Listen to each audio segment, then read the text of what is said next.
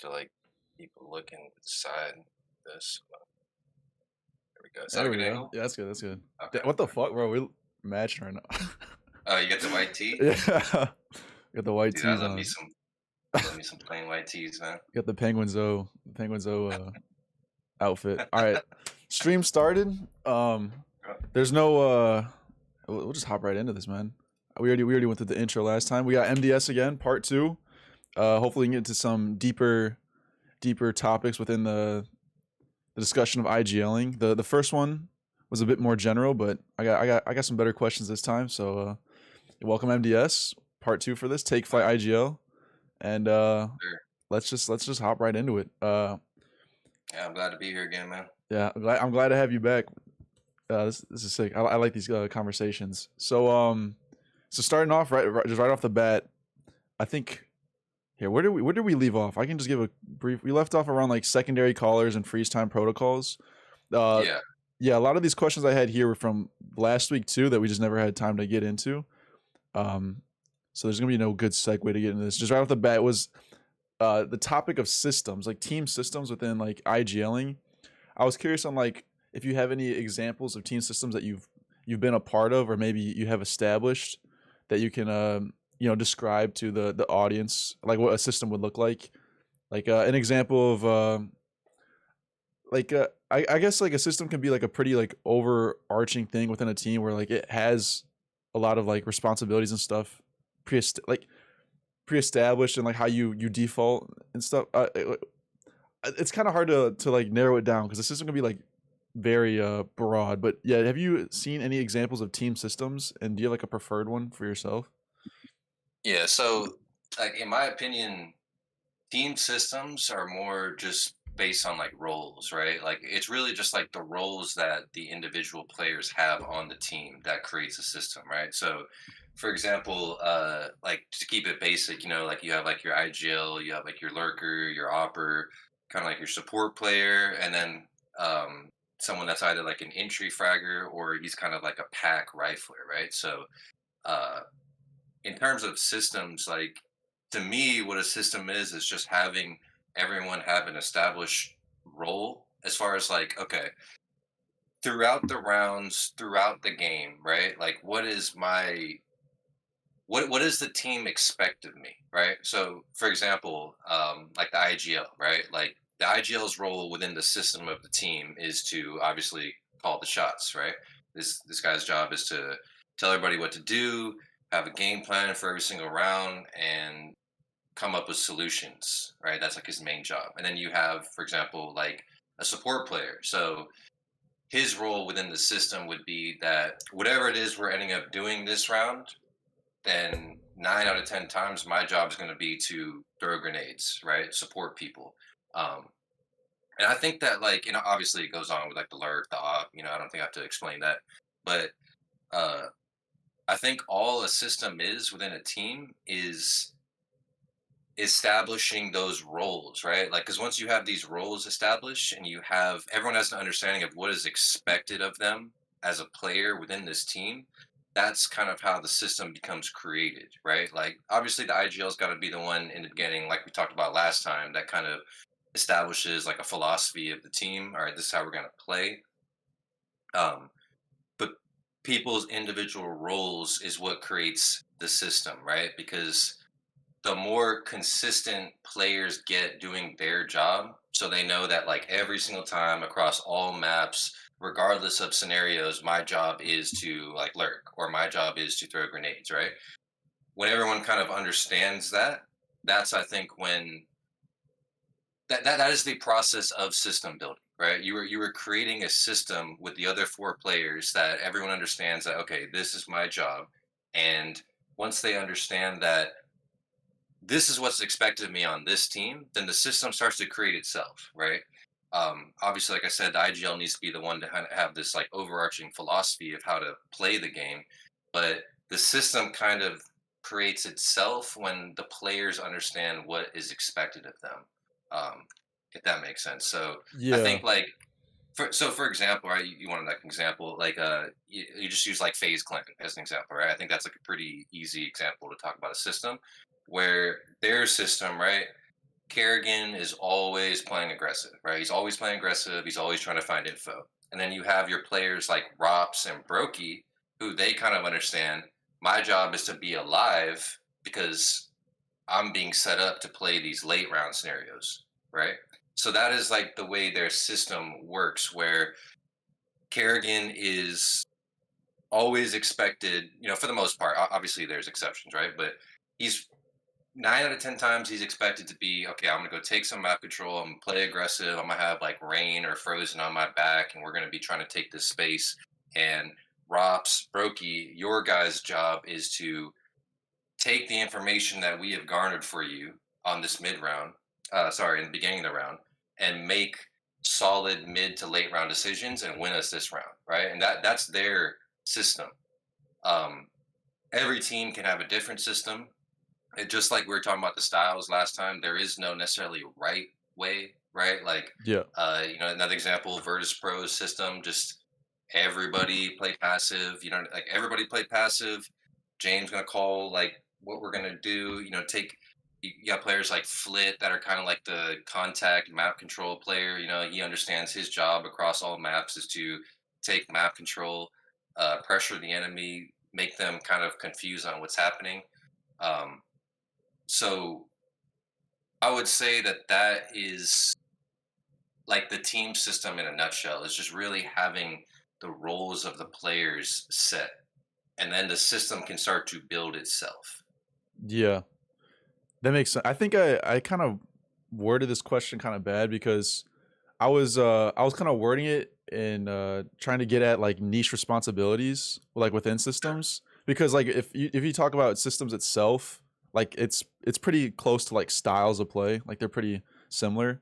I think the thing I was trying to get at with the topic of systems was like the working parts within a system. So like you mentioned how it's all built off of roles, which is like 100% true, but it's like how do you get to that next level where there's like I guess like an example I'm trying to think of is like uh a part of like the system that goes beyond just roles that I had like in previous teams was like trying to establish like dedicated timeout caller. Like you're the daddy timeout guy. So like it Got it. avoids that, it avoids like the whole bystander effect where everyone else assumes that someone else is gonna do something. So like I think the question I was trying to get at, I just kind of worded it badly. It was just like the working parts within a system that go beyond just roles itself. And if you've had any like responsibilities that you established that you think are like fundamental to all teams. If does that make sense? Yeah, that does kind of make sense. Like, I don't know if you've I ever think encountered something like a need for something like that with IGLing. I think maybe a better way I can answer that particular question is um like the parts that create the team, maybe like how the team functions, right? Not necessarily like what we're doing in the game. Like obviously that plays into the team system, but uh you could also define system as like what is everyone's responsibility to the team, right? Not Yeah, necessarily like in game, like how you're talking about. Like you could have somebody that his responsibility is, like you said, to call timeouts when he's thinking that like, okay, uh, it's not looking good. People are getting tilted, whatever. So maybe we need to take a timeout. And it doesn't even necessarily have to be the IGL in that respect, right? Like, yeah, um, you could have somebody's that within their system, their job is to call pistol rounds, right? Like, yeah. um, That's what I was trying to get at. yeah, Something along the yeah, lines of that. Yeah, like you could have somebody that like they're not necessarily the IGL, but their job is to call the pistol rounds, right? And maybe you have somebody that their job is like every time you're offlining a map on a day on practice, maybe their job is to bring like a new idea or bring like a new set piece or a new setup or whatever the case might be, right? But there, yeah, like it's all about creating that environment within a team that people can feel like they can contribute to something, right?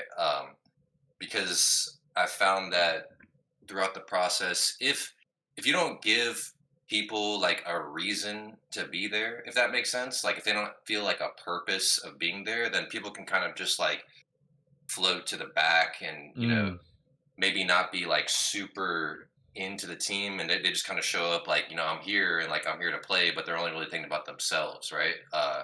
So I think I'm answering your question right. Like No, I yeah, think I'm yeah, getting to where, yeah, I think like you definitely got to create a system within the team of what what what are the individuals contributing to the team, right? Both in and out of the game. And as you start to establish that within the team, and again, like it can literally be like somebody's job within the system can just be the guy that doesn't say anything. You know what I mean? Because like yeah, yeah, you can't have everyone always talking, everyone always bringing ideas. Like I would say that every team needs one yes man, like for lack of a better word, just a yeah. yes man. The guy's just gonna be like, you know what, whatever is being said, whatever we're talking about, yep, let's do it. You know what I'm saying? So uh I think that is like the essence of a team system is just having everyone's responsibilities and roles clearly defined both in and out of the game, and then that is when kind of like the natural team play, the natural what's the word, like the natural environment of how people interact with each other starts to develop, and then the system becomes created, right? And but again, it is on the IGL to establish that from the beginning, like establish where I said this last time, right? Like where are we going and how are we going to get there? And that all starts with the IGL, but all the roles coming together with what they're contributing to the team, I think is the best way I could answer that question as far as how do team systems work. That makes sense. Yeah. I guess like the second part of that would be like, do you have any like essential responsibilities that you found that like apply to all teams that you've had to establish before? Like the timeout one is probably like a Hmm. pretty decent one for me because I every time I've been on or like roster, it's like there's always been the bystander effect of like everyone always assumes someone else is gonna call a timeout. So like I always Yeah. just found it so useful to just be like, you're the timeout guy, you know? Yeah. Have you found any roles that like seem essential, like that Uh, almost all teams should have, or is it more of like it really does vary depending on who you're playing with? I think it definitely varies depending on who you're playing with, because like every team, every individual is going to have different needs, different True. things that you got to do for them. This might sound kind of dumb, but like I've actually found something that's really essential is somebody that's a name guy, right? Like this Oh, might for sound like strats and stuff, like naming for like strats. strats, for spots, stuff like that. No, I mean Yeah. it sounds dumb, but it's actually it holds a lot of weight, right? Because Yeah. like uh, so here's an example, like right, like I'll bring like strats to practice. I'll either like take a strat I saw from somebody, or a lot of the times I come up with my own strats. But I'm like terrible at naming things, right? And like Uh I'll be in practice and I'll be like, all right, guys, like this, and it, and we're just gonna call this A split, because we're splitting it. And sometimes, like when you call that in the game, just A split, right? Like people are gonna be like, well, A split, and they're not gonna remember all the little details of what that play is. So having someone like having someone that can come up with names that are like creative and that stick, and that could also sometimes make people laugh. You know what I mean? Like I'm yeah. sure you've had some Yeah. like crazy crazy names for stuff. You know what I Stupid mean? Like shit. just stupid stuff, right? And like in a way that's actually better, because like the dumber, okay, not the dumber, but like the more memorable the name is, that you can attach like an emotion to it. Like somebody said something, everyone started laughing, right?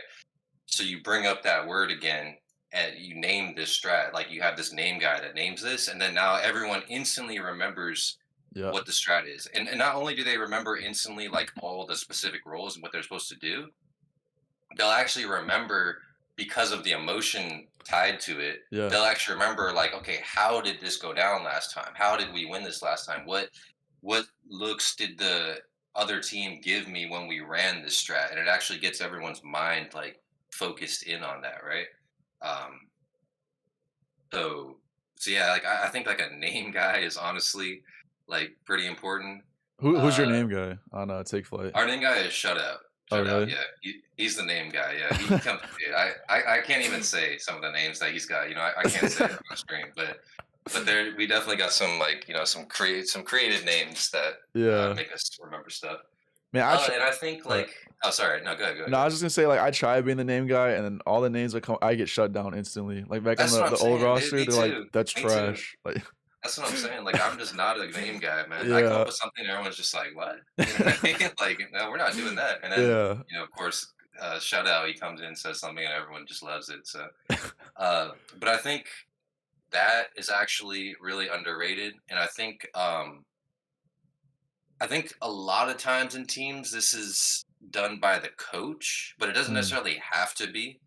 But I think something that is like super super vital is somebody, ideally not the IGL, but it can be the IGL, right? Because like as the IGL, sometimes you just got to adapt to your team, what players you have. But ideally not the IGL, but every team needs like, I don't even know what the right word for this is. Like everybody needs a guy that's like an all good guy. Does that make sense? Like someone that's just gonna be like, you know what, guys, like it's okay. Like this mm, round went completely awry.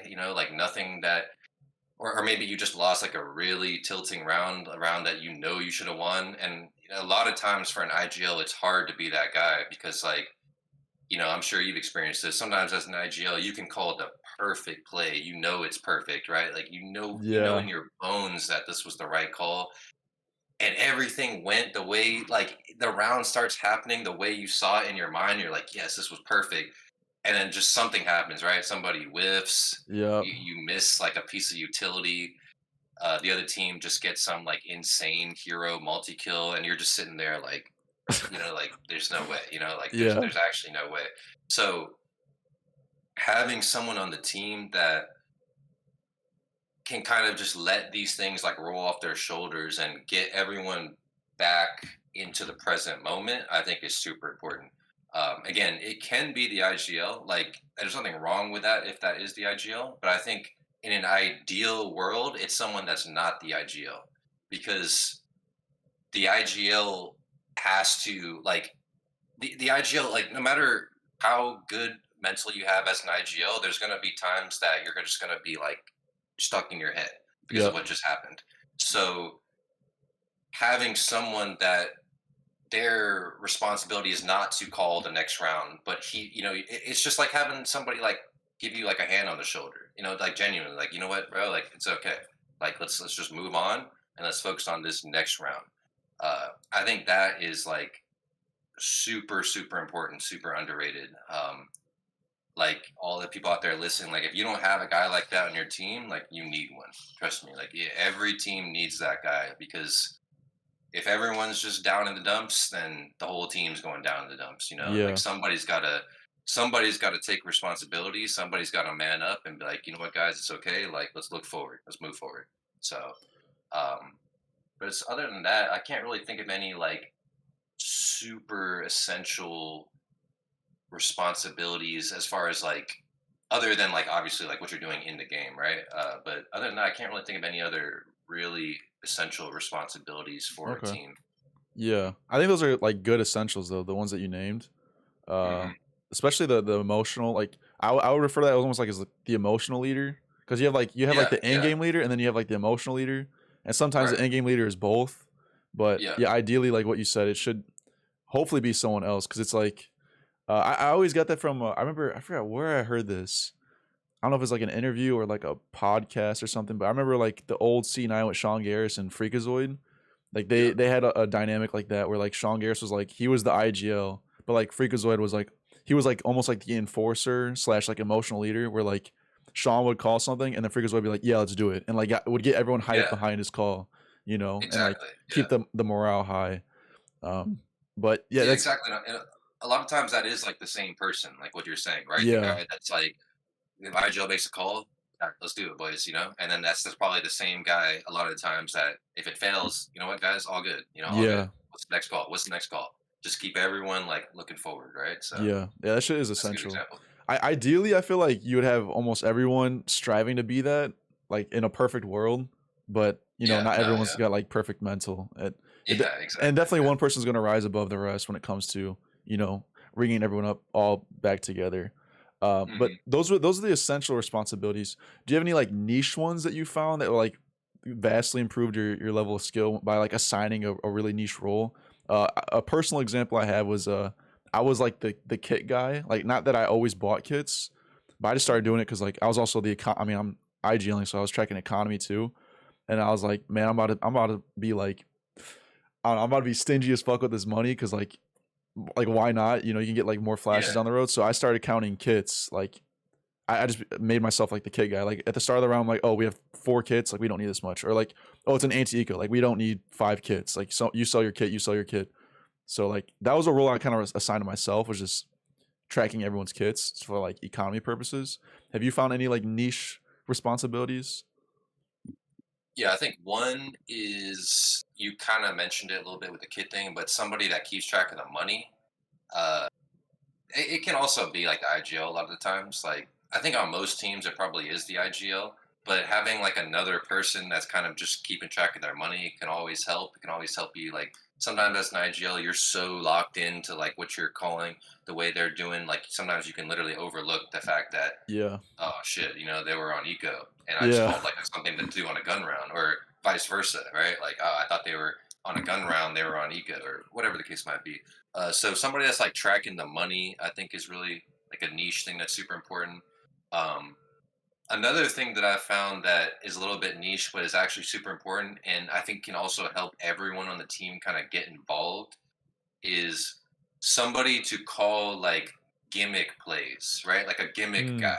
He's not the IGL, but like maybe you guys are on eco, and you as the IGL, maybe you don't have like a great call, right? Like maybe you're just like, I don't know, like we're on eco, just go to your spot, right?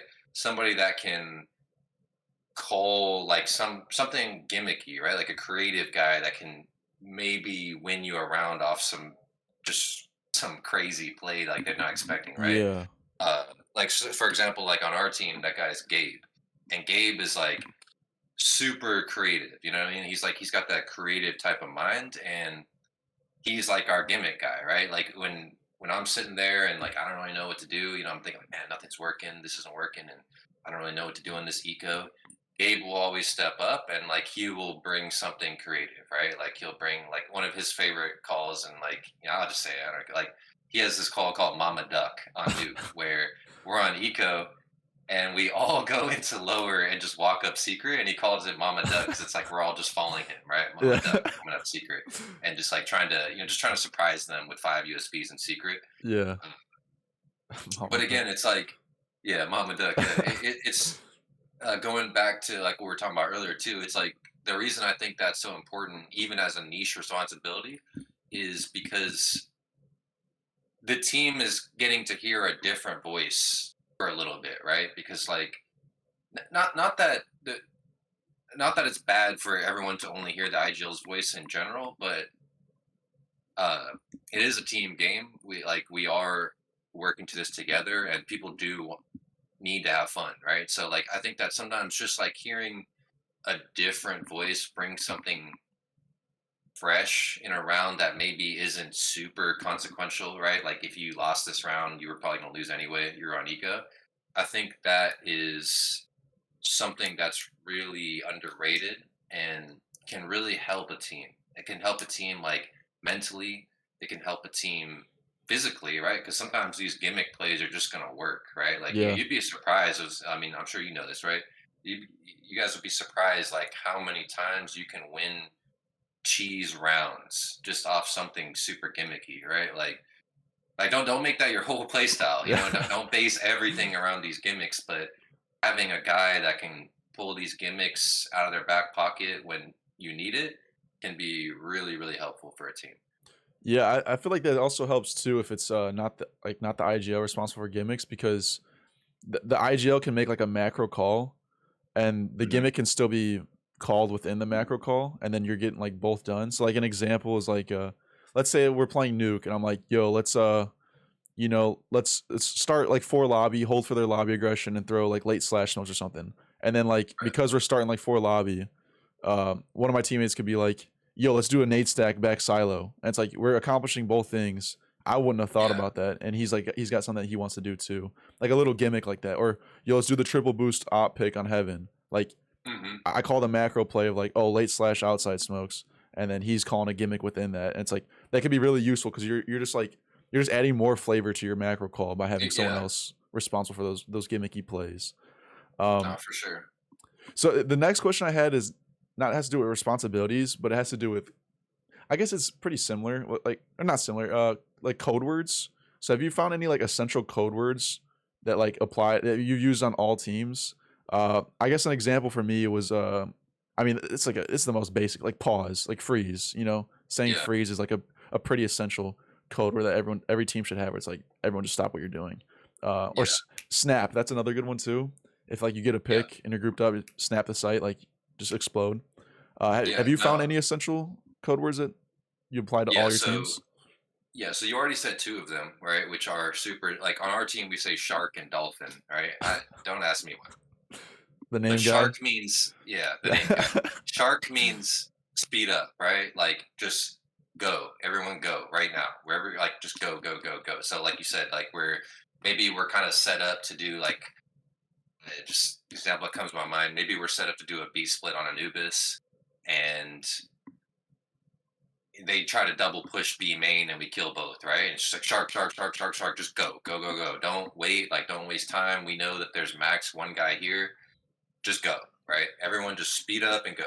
And then dolphin is the opposite, which you already talked about, which is freeze, right? Like okay, we manufactured a pick somewhere, right? Like we boosted over the mid smoke news, we killed a guy, and we don't really want to speed up, so just dolphin, right? Wait for them to make a mistake, see if they do anything. If they don't do anything, then great, we can go into something. If they do, because a lot of times, especially like lower level teams, if you get a pick early, I swear, like so many times you can win the round just freezing because they're just going to walk into your crosshair because Yeah. they feel like they have to do something now because they just lost a pick, right? So for anyone that's in like the lower levels, right, like that's a practice that you need to have, and you need to like really drill this into your players. Like don't, especially after just like one pick, right? Like don't always just go. I see this so many times that like with lower level teams, like they get a pick and they're just so excited. Oh my god, we got the pick!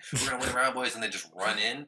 And then like if you're playing teams with strong individuals, they're just gonna farm you, right? Yeah. Because like you're just running in willy nilly now, and like they're just gonna get this multi kill, and then you're gonna be the one left like feeling like what just happened, right? And I think like it's actually funny. Like you probably don't even remember this, bro. But like, do you remember that St. Louis land? Yeah. You remember the St. Louis land? You were there, and like that because the next word I'm about to say is like in my opinion, the most essential key word is reset. Uh Right, and it's funny because like I actually remember we were playing at that land. I remember you were behind us and you were watching, and I remember we were calling like reset, reset. And I remember hearing you after the game. You were talking to one of your teammates, and you were saying like, "Oh yeah, they were saying reset, this and that." Right? Like I actually vividly remember that. I don't know why, really? but yeah, but reset is like to me the most like essential keyword to have. Like, Yeah. and what that means for anyone that doesn't understand is reset the round, right? Like whatever we had the call, like it's chalked. We can't do it. Reset the round. Just completely approach this from like a completely new scenario, right? Like what we did was didn't work, or maybe it worked too good, right? Like maybe we were just defaulting and I don't know, like they just try to like triple push us and we went like 2 for 1 or something like that, but we don't really know what's happening because this was like a really weird round. So that's when you should be calling like reset, right? Like just everyone just reset, like take a step back, take a deep breath, and like let's come up with a new plan for this round. When I think I was gonna say sorry, no, when go you when ahead. you when you use the word reset, do you have it where you go back to like the original freeze time call where you reset to like that default or whatever it was called, or do you have like No, set reset positions where it's like no, I think it's like it's honestly neither. I think it's okay, because like you're resetting from the initial call, right? So when like for on my team when I call reset, right? Like for me, like the most essential scenario to call a reset is like uh again, like chaos is happening around the map. Maybe they're not letting you go through with your freeze time call. They're pushing you. You're trading back and forth. Maybe it's like a 3v2 now, a 2v2, whatever. Reset. Reset. Just don't go back to the original call. Don't go there. Don't go to some like set Mm. call either, right? Like reset and let the players alive, or if someone's dead and has some like crucial piece of information, let them make a whole new call, right? So like the way I try to explain it to people is, so obviously Counter Strike's like a 5 versus 5 game, right? It's 5 versus 5, and different things happen around the map. People get picks, map control, whatever, blah blah, right? But if you kind of break the rounds down and break the game down into separate phases, if you will, right? You could, again, let's just say it's like a crazy chaotic situation. Now it's down to a 2v2, right? If you, this is something I see a lot of lower level players make the mistake of. Don't approach this 2v2 like it's still a 5v5. I don't like, does that make sense? Yeah, yeah.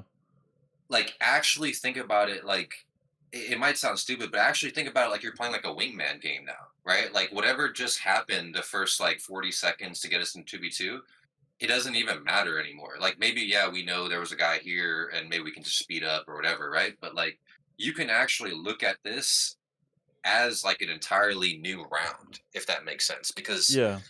it's no longer a 5v5, right? Now it's a 2v2, and we don't really know what they're going to do at this point, right? Like, so we can approach the scenario with a completely fresh mind, right? Like, uh, again, or here's another example. Like you're trying to just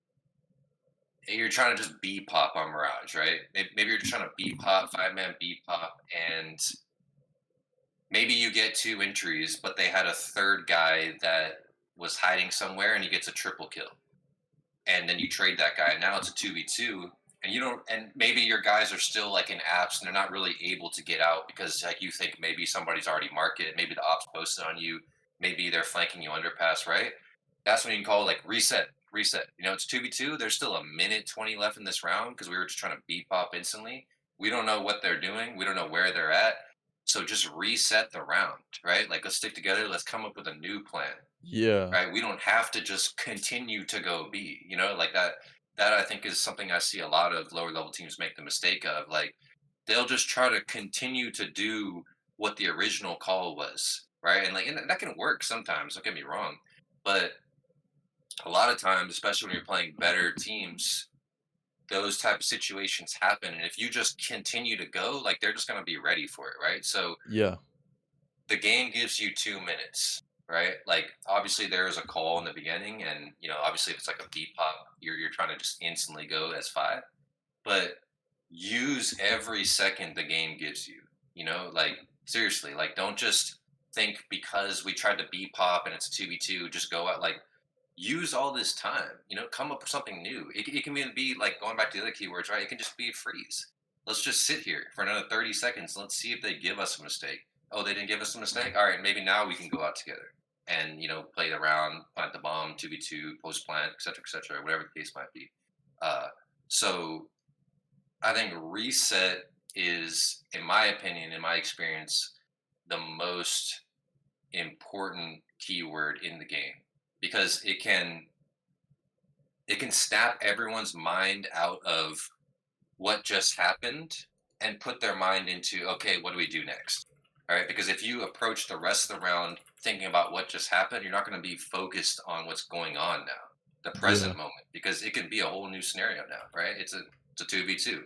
They can play it however they want. We can play it however we want. This is no longer a 5v5 situation, if that makes sense. So yeah, I think reset is the most important one, though, for sure.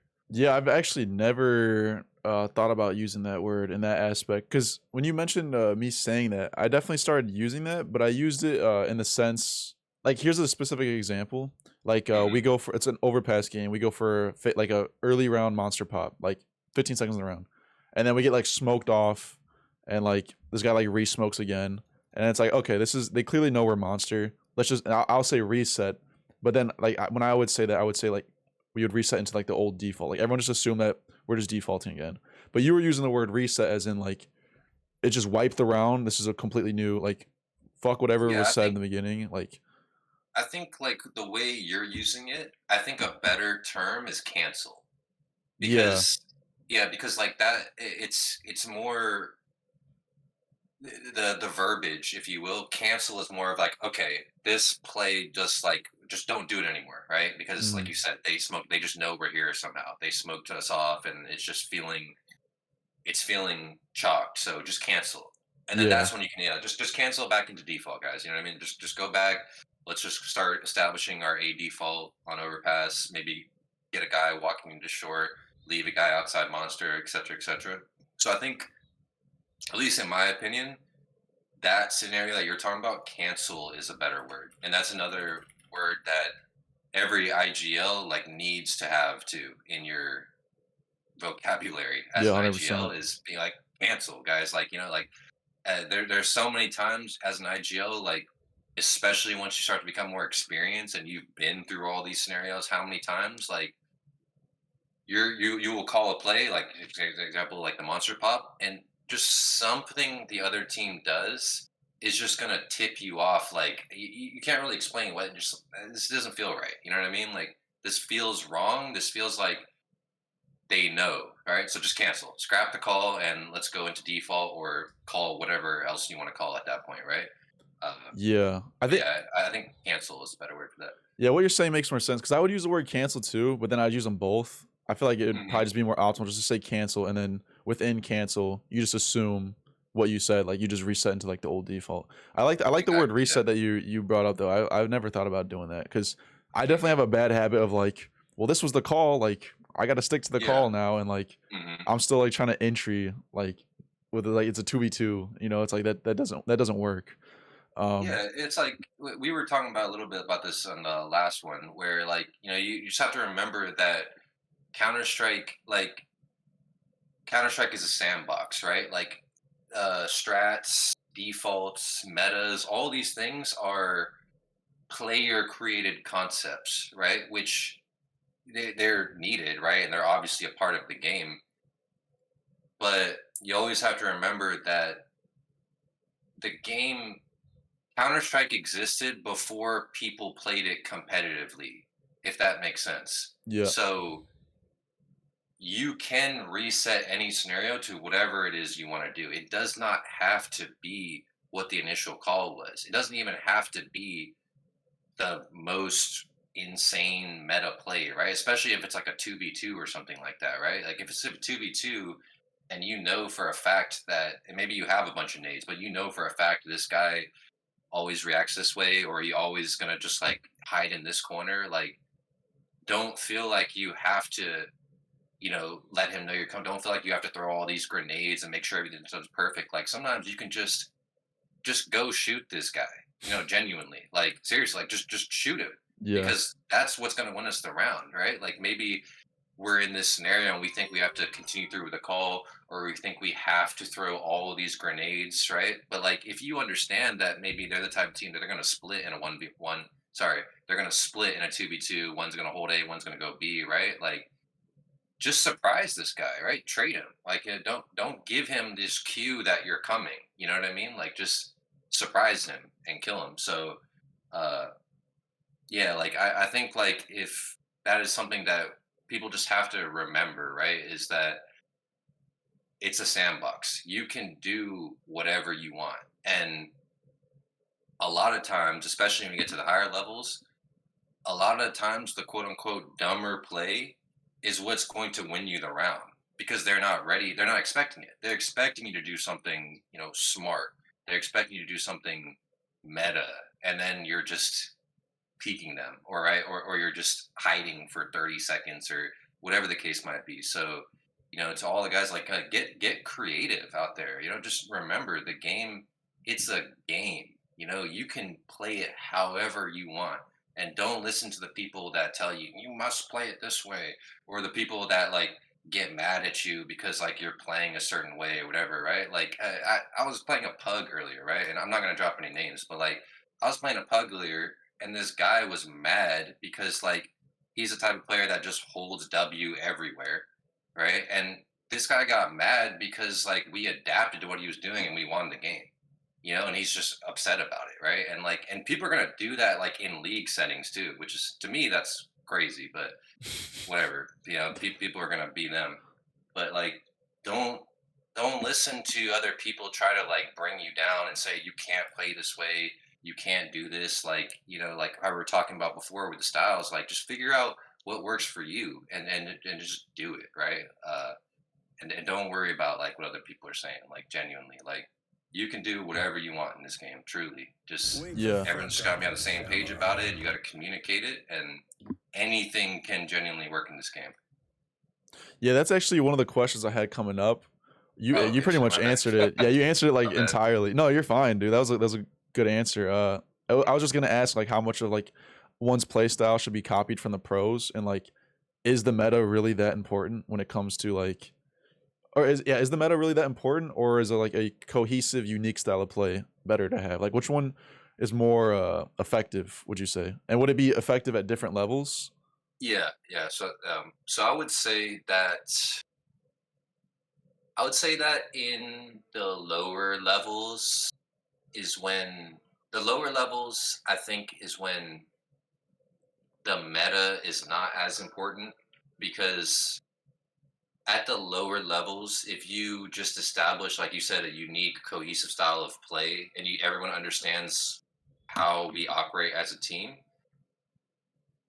that is gonna bring you way further than trying to like play like the meta, right? Like we talked a little bit about this last time, but like, you know, if you're like an open team, for example, right, and like your only call is like you just have like all these strats that like you just copied from a pro team, right? Like I'm telling you right now, like it's not going to work. Yeah, like it's not going to work because like that these guys, that the meta gets more important the higher you go up. Because the reason metas even develop is because you are now playing players that can dominate you individually, right? So now we need the meta, we need tactics, we need to take map control a certain way and be careful about things because if we're not, this guy is going to farm us, right? Like he's going to get his. So I think like definitely as you get higher and higher, right, it becomes more important to follow the meta. And but also, you know, speaking to what I was talking about earlier, also understand that like when to break the meta, when to not play the meta. But definitely at like the lower levels, I don't think the meta is that important because half the time, if especially if you're a lower level team and you are playing another lower level team and you are trying to run high level meta defaults and plays, they're not going to work because number one, your individuals aren't experienced enough to understand why and how to accomplish the meta. And number two, the other team is most likely not going to be trying to play meta. The other team's going to be doing random things. And if your individuals aren't experienced to punish these random individual plays being made, then the meta isn't going to work. Right. So here's like an example, right? A very basic example. But let's just say that you're an open team and you're trying to default mid Mirage according to the meta, right? You got a guy walking underpass, taking his time. You got three guys top mid, holding and you know throwing smokes and flashing out after, and you got a guy lurking towards A, right? So that's like the pretty basic like meta mid take, right? But let's just say that again, your players aren't that experienced and they're not able to shut down these plays that some of these lower level teams are going to do, right? And maybe now you're trying to establish this late mid take, you're trying to smoke window late, flash out, get a guy to boxes, smoke top con, molly con, you know, all these things, get all this map control, but they're just like fighting you. You know what I mean? They got a guy sprinting through underpass with an MP9. You know, you got two guys just running up top mid with flashes, and like if you're not I think this is a concept that people don't understand enough. It actually takes experience to be able to punish those things because you would think right like you would think oh the guy's just running at us we should kill them right but if you're not an experienced player that in your mind you know what the call is you know okay this is the meta take we're about to do but I also have to be ready for all these different things to happen if you're not at that level yet and you're only just thinking about okay you know, this is the meta mid take we have to do. I have to be holding this angle and this and that. Like those things are going to catch you off guard because you're not experienced enough. You haven't seen all these different looks yet of what people are going to do. So I would say that like trying to play to the meta when you are a lower level team can actually hurt you.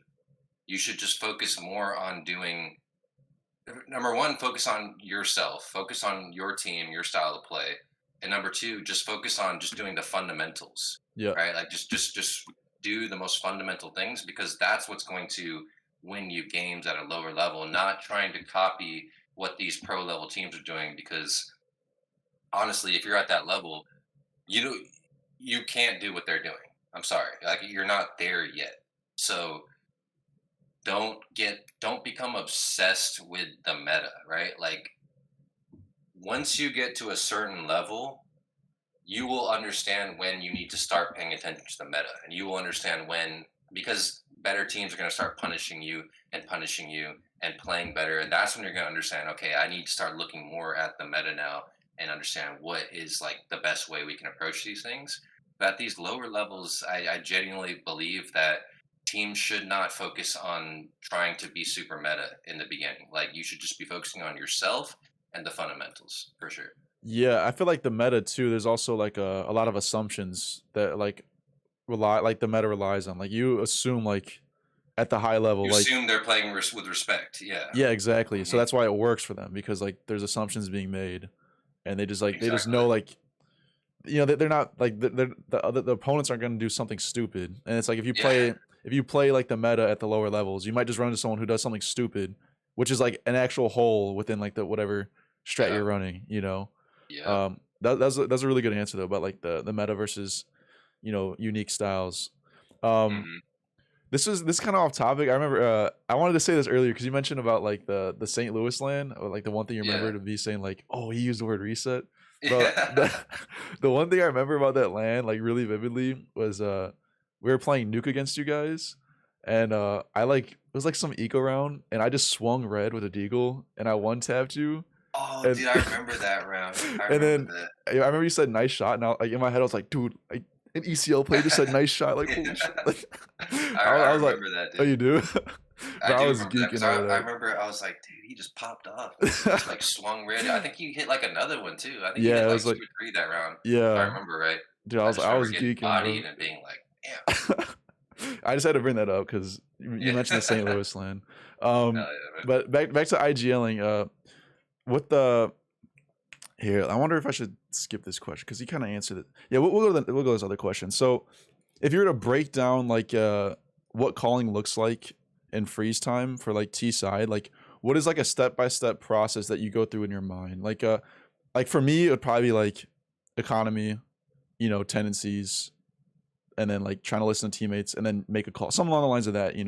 Where like for me personally, I always start with economy. Like what is your like go to step by step where it's like you always start with this or blank. You know what I mean? Like what does it T side calling look like as an IGO? For me, the first kind of step for me is if it's like midway through the game, the first step is definitely analyzing in my mind how they've been playing, right? Or like if it's the beginning of the game and it's a team that I've played against a lot before, right? Like kind of an understanding of how they're going to play. Like that is for me definitely the first thing that I think about when I call something. It's like, all right, like how do these guys like to approach rounds? Second is definitely like economy, like you said, right?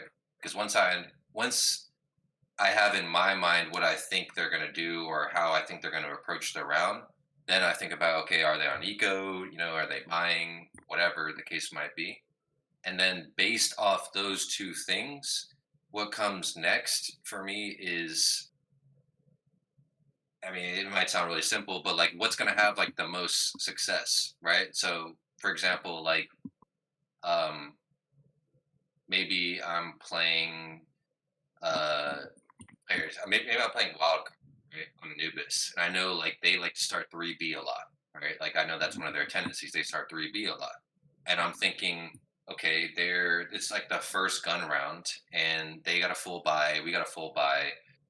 they're probably going to start 3B to start the round, right?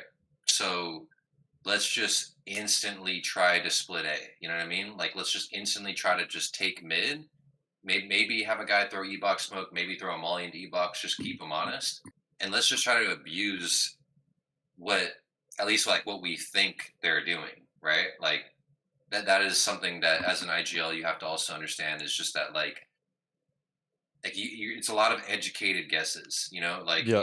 sometimes like it's impossible to know what they're going to do every round. It's just literally impossible unless you're cheating or you're stream sniping or whatever, right? Like, so make an educated guess, right? Like after, okay, what does this team like to do? Like, what does the individuals like to play? Like, what is their economy?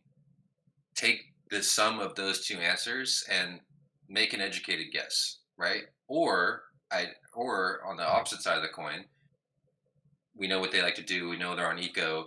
Maybe we know they're a team that likes to make the first move, right? Like as like a CT, right? Like they don't like to just hold back and just hold grenades and just play the sites, right? So let's wait first, right? Like let's literally like this is a call I will make. I'll literally say for the first 20 seconds, just default and just don't do anything. Just wait, see if they're gonna push something, right? Maybe they'll just give us the round. I don't even have to make a call, you know, like, and if they don't, then like we talked about last time, then you have that next step, the follow up step. All right, they didn't give us anything.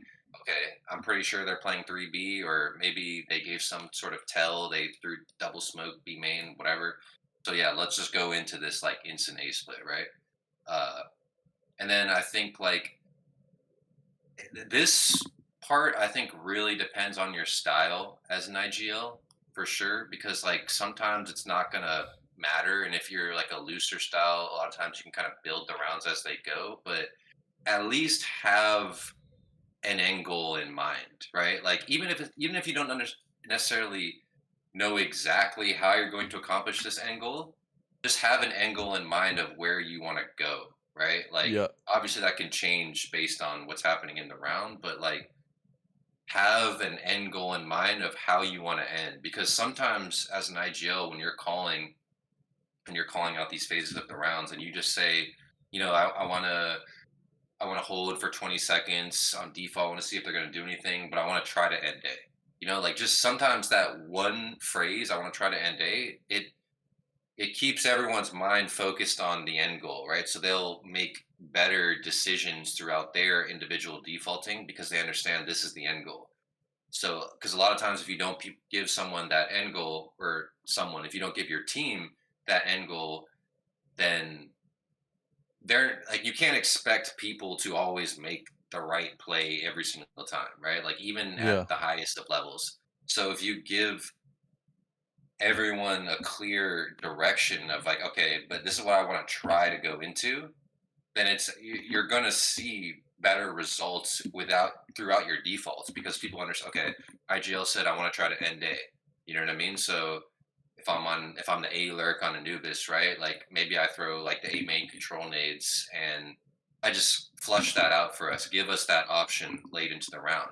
And I understand now, because he said he wanted to end A, maybe I don't just go walk into A main and take a 1v1 beginning of the round, because we're trying to go there late together, you know? So I don't want to just die on A, and then now our end goal is not viable anymore because they just killed me in A main, they blocked A main, you know what I mean? Like they know everything that's happening now. Now I have to come up with something new. So yeah, I would definitely say, as far as like for me, that checklist is how do they play economy, and then make an educated guess on what you guys want to do and where you want to end. That's a really good point. I've actually had that brought up to me like at least like it's interesting you bring that up. I had that mentioned to me like at least like 3 times, because that was definitely a weak point of mine, was calling end Hmm. games, because I'd have Yeah. like, bro, I have like fucking perfect like, you know, phase one calls where I'm like, all right, this is what we're Uh-huh. doing, like this is the tendencies we're doing this, and we'll probably like, you know, expect this, and then like I wouldn't say like a finisher, and like just saying that finisher really does make a difference, like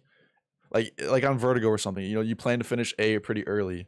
Your B lurk can know, like he's like, oh, I could just throw lurk util and start walking towards A. Like it really does change the round, because with light end goals being called, like, you know, the people across the other side of the map Like certain plays are like really good depending on the angle, and certain plays are really bad Good. depending on the angle.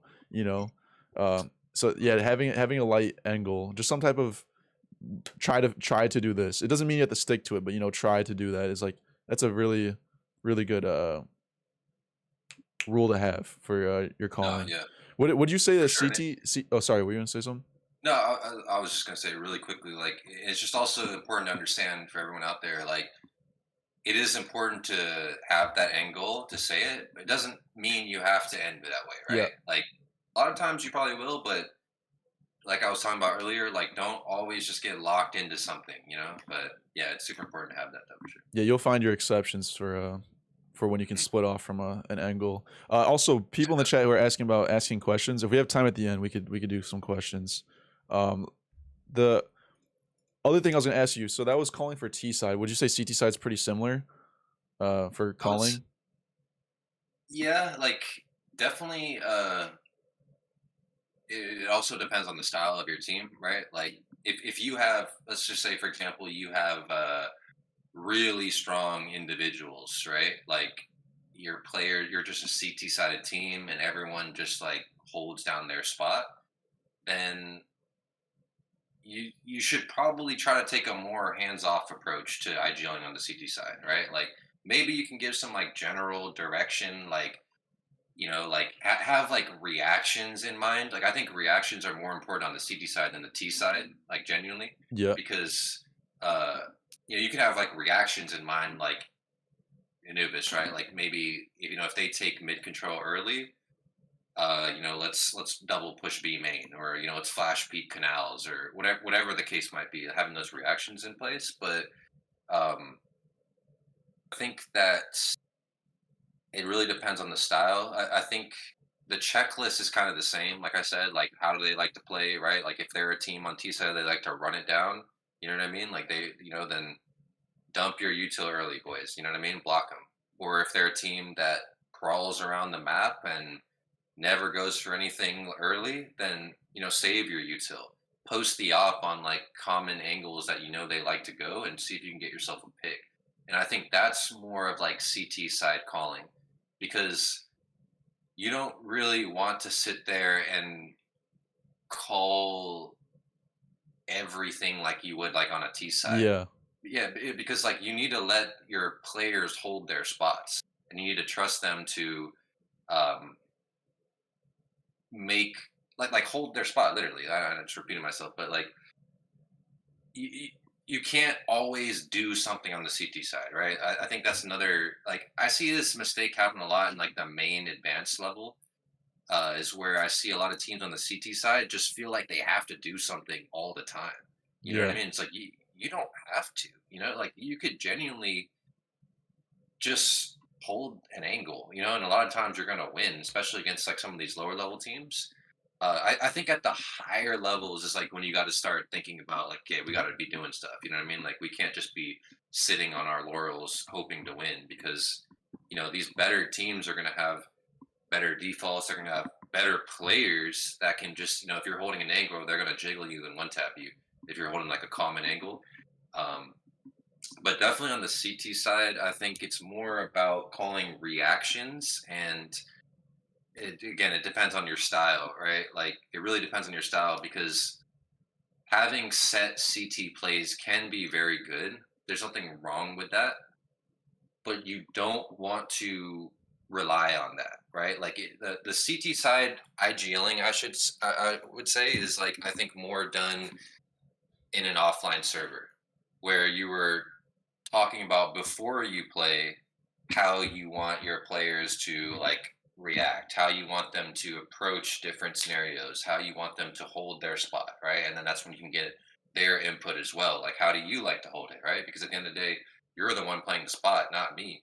I can tell you, like, if they do this, you should probably try to do this, but you need to have trust in your players to hold their spot, right? And I think like the next step of that is where it does start to become more like the responsibility of the IG on the CT side, is if you're playing defaults and you just can't hold, right? They're just your players are trying to do their job, but they just can't hold their own.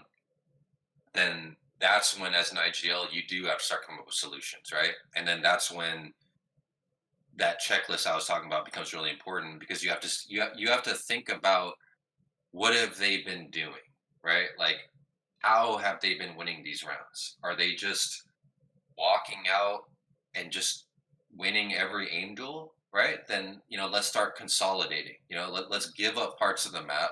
Let's consolidate. Let's play with util and play with trades and trust that we can retake, right? Or maybe you're losing because they're just execing on you, and like your players are making individual mistakes and not holding, or they're trying to overpeak or something like that, right? And you're losing to all these execs. So, either let's do something coordinated together to get ahead of them, to not give them the space to execute, or let's give them that space and hold our grenades and just make it really uncomfortable for them when they try to execute, and don't give them these opening kills, right? Like, Yeah. uh, obviously, if you are just winning all the duels, that's one thing. But if you're not winning the duels when they're executing and you're getting flash and stuff like, you should stop fighting it. You know what I mean? Like, stop trying to bang your head into the wall. It's okay to give them that space sometimes if you hold on to your grenades and you coordinate between each other. Or again, like I said, the opposite, do something together to get ahead, to not give them the space to execute. And again, that just depends on your style as an IGL, it depends on your style as a team, and it depends on the strengths of your individual players. Yeah. Because like I said, if you have really, really strong individual players that are just constantly multi-killing at their parts of the map, then even if you lose rounds, dumb rounds, like, you shouldn't try to overcall. You shouldn't try to think that you always have to do something. Like, just trust that your players are going to, that maybe they made one mistake one round, like, who cares, right? Go next, they'll get it next time. Or if your players, again, aren't holding their own, you don't have really strong individual players, then try to create a more coordinated, push and pull type of CT side. Pressure them around the map. You don't necessarily have to just run at them. Sometimes you can, but you can pressure them off their spots in the default. Like, you can. There are ways that you can make people feel uncomfortable on the default without even killing them or dying on your side, right? You can just make them rethink their whole call by just maybe, a few pieces of well placed utility, or like a randomly timed double peak somewhere. You know what I mean? Like, stuff like that is where I think the CT side IGLing really starts to come into its own. Is that, but it's definitely a lot different than T side, and I think as a general rule of thumb, the IGL should the IGL should really only call CT sides when two things are happening. One, either the IGL has, like, you studied their demo and, like, you just have a really good understanding of what they're going to do, and you just call something to completely counter that. Or number two, your default setups aren't working because the players aren't getting their kills, and now you need to start coming up with solutions. Mhm. So I think that is, like, in my opinion, how IGLs should approach the CT sides. Makes sense. Yeah, I think a general like difference between T side and CT side is like CT side is you're like you're reacting to the opponents, because Mhm. like they have to plant the bomb, and then T side like it's almost like CT like at least I found calling for CT side is that like it's all about like trying to paint a picture of the opponents to see like what they're actually playing like, and then T side it's almost like you're trying to paint a false picture of what you look like to the CTs and trying to fool them. Yeah. It's like you're Mhm. you're setting the pace T side and you're trying to like fool them, and then CT side you're trying to figure out them, if that makes sense. It's like Yeah. there's like the opposite. They're like Mhm. opposite in that aspect. But Mhm. yeah, in terms of like calling though for like IGLing, I definitely found too for CT sides like if you are calling like freeze time, it's mostly just like site management, like just your own site you're calling for. Exactly. You're not Yeah. calling like what to do on A if you're a B player on Inferno. Like that's up to Mhm. them. Um, but I do I like will. those. Oh yeah, I will say to what you just said. I think one thing that is important though, as an IGL, is, like, especially if you were calling something coordinated towards one side of the map, right? Like, maybe you are the B player in Inferno, and you're calling a third guy over to B because you want to take it, right? You want to flash it, you want to smoke deep, you want to get in there. Then I think in general, in most scenarios, again, this is going to be very dependent on your team and your individuals, but in general, the IGL should be telling the guys on A, like, okay, listen, like, I'm not really telling you what to do, but we're taking B. So don't be like peeking alt mid and pushing hulls and stuff. You know what I Yeah. mean? Like play for their reaction. Like that's what I say, right? Like if I'm calling something coordinated on the T side, or sorry, the CT side, that we're pushing something, trying to get some sort of control or just trying to fight them, I will literally just say, mid and A guys, just play for the reaction. That's it. It can be that simple. You don't have to tell them exactly what to do, and you also don't tell them. You also don't have to tell them exactly what they can't do, right? Once you get like okay, if you have players that are prone to making poor decisions, then you should probably tell them exactly what they shouldn't do, right? Like Yeah. don't peek bedroom, bro. Like we're taking banana, but something as simple as just saying like play for their reaction, I think can get everyone on that same page so they understand what's happening, because a lot of times teams will try to react quickly on the side of the map. If you are taking map control away from them as on one extremity, a lot of times these teams are going to try to react quickly on the other side because they understand that you have a weakened A site in this example, right? So just saying stuff like, play for the reaction, I think can help out a lot in that respect. Yeah, definitely. I will say too. I agree with you on the most part about like CT side is more reactive, but I think that's also kind of like map dependent because Yeah, it is. so Yeah. yeah, certain maps like CT side you like let's say like Inferno Banana like that's the name of the game, and CTs have like the advantage there, so it's like on that map you're probably doing some type of like conditioning on your own, like on CT side. You're not just pure reacting, because it's like you have something that you can like gain from playing Hmm. banana a certain way. But like other maps like let's I'm trying to think of something like certain there's like certain maps where like uh I guess like the map control advantage map. So like Inferno, like you have, if you can get banana, like you have an advantage in that aspect.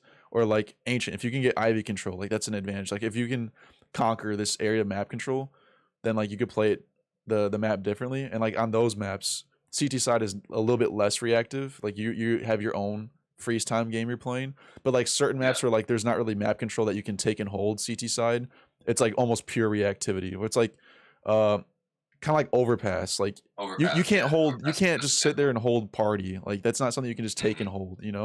Like how you can banana or maybe even nuke. I feel like nuke is just pure react. Like you can't just hold outside and leave one. Like I mean you can like spot it, but like it's not something you can take and hold similar to like banana. You know what I mean? So I think it No, definitely yeah, is I map completely agree. dependent. On like how reactive your CT side will have to be. Um, I don't know if you have anything to add on that. Like, would you classify different maps to be played differently, like CT side, if you could like go through them? Yeah, I think like the two examples, like you said, which are super obvious and pertinent, yeah, is like Overpass and Nuke, right? Like those are definitely the maps that in general you should be playing a more reactive style, because the map just gives you so many natural advantages as a CT, Yeah, right? Like some of the best teams you'll play on Overpass are so frustrating to play against because they will not do anything.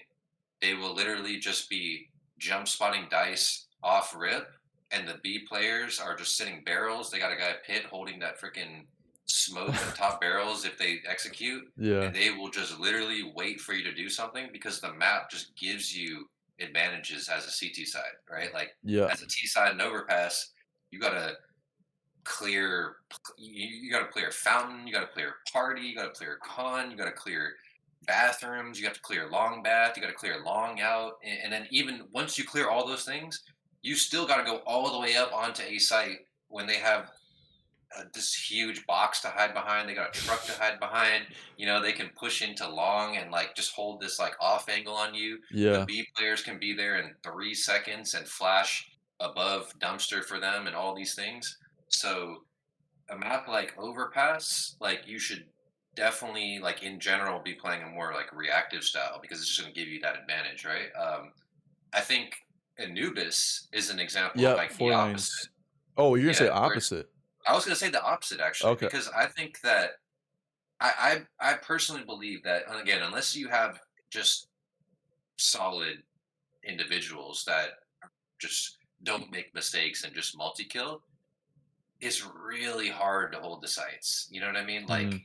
Like B, for example, right? Like let's just say you have your standard 2B setup and they're splitting you B and you're not like you're giving them like E box and they have B main and stuff. It can be really, really hard to hold B. You know, they can just smoke you, they can molly everything out, and like there's just like the once they get through B main, it's such a wide area that they can kind of like fan out. Yeah. And again, unless you just are just multi-killing them on entry, or your opera is perfectly placed, or you're getting lucky spamming them through smokes, it can be really hard to hold. So, in my opinion, right, like, and I'm not saying I'm right on this. This is just my opinion. But in my opinion, Anubis is the map that you need to play more proactive. You need to like take something away from them. You need to pressure them off their default because Anubis is a very T-sided map. It gives natural advantages to the T side where they are essentially given map control on very important parts of the map, right? Like you as a T, you get B main for free. You don't have to do anything. You're just given to it, right? You get canals for Yeah. free. These two like huge parts of the map that are just free. And these days, with the way people play mid, it's almost free to take house. You know, like maybe going past that's a little bit harder, but like you could literally just wait there, midnight's out, throw a house smoke and a doors molly, and you have that like with two pieces of util doing nothing, and it's super safe too. There's like Yeah. almost no risk involved, right? Like the most risk you could have is like if they're like a really good team and the guy Doors is holding a smoke for your molly and he's got a teammate ready to flash for him. You know what I mean? Like that's something that could obviously work, but like in general, it's very easy to take mid. You get B main for free. E box is like relatively easy to take too if you use utility. And I would honestly say like the only part of the map that's maybe like kind of tough to take off rip is A main.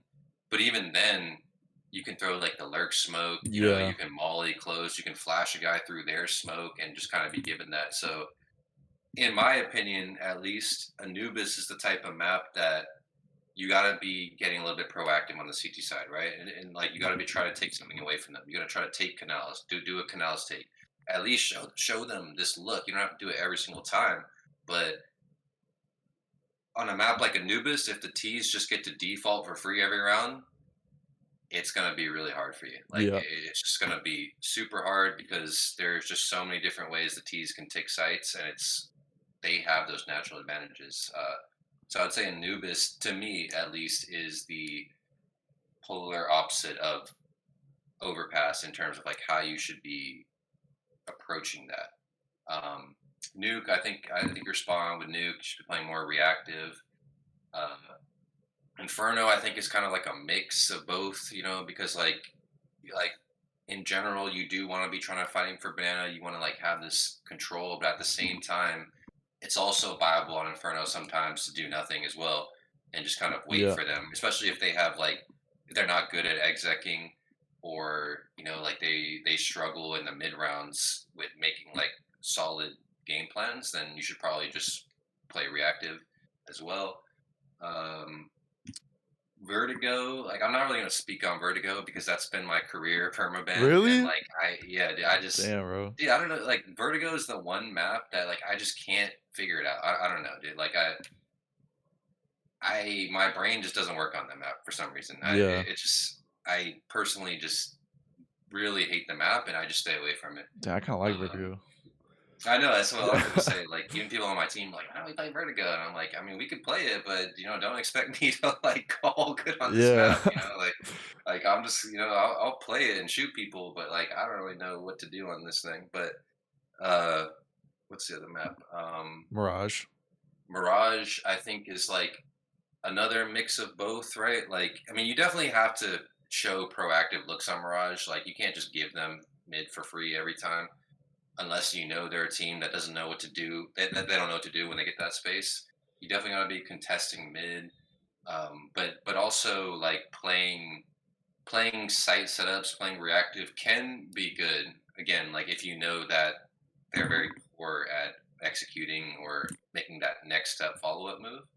So I think that like Mirage, Inferno are a little bit kind of like 50-50, just depends on the game, depends on the team. Overpass Nuke for sure. You should be playing mostly reactive, and then Anubis and Ancient are, in my opinion, maps that you got to be super proactive on the CT side. Like Yeah. you can't just like sit there and do nothing because it's just too, like how Anubis, there's just too many things that T's can do. On Ancient, I think if you kind of just like sit back and give them all this map control, the duels are T favored, in my opinion. Like if you don't take that space away from them, because they can use utility, they can take Jag, and like it's very close range duels that the AK is going to come out on top because they're going to one shot you, right? Like they're going to instantly they're going to headshot you, and there's nothing you can do about it. So I think at least like even if you're falling off of it in like the mid round, at least having some variation of like pressuring mid, pressuring B lane, even taking A main, like you should be showing some sort of look like this on Ancient, like pretty much every round.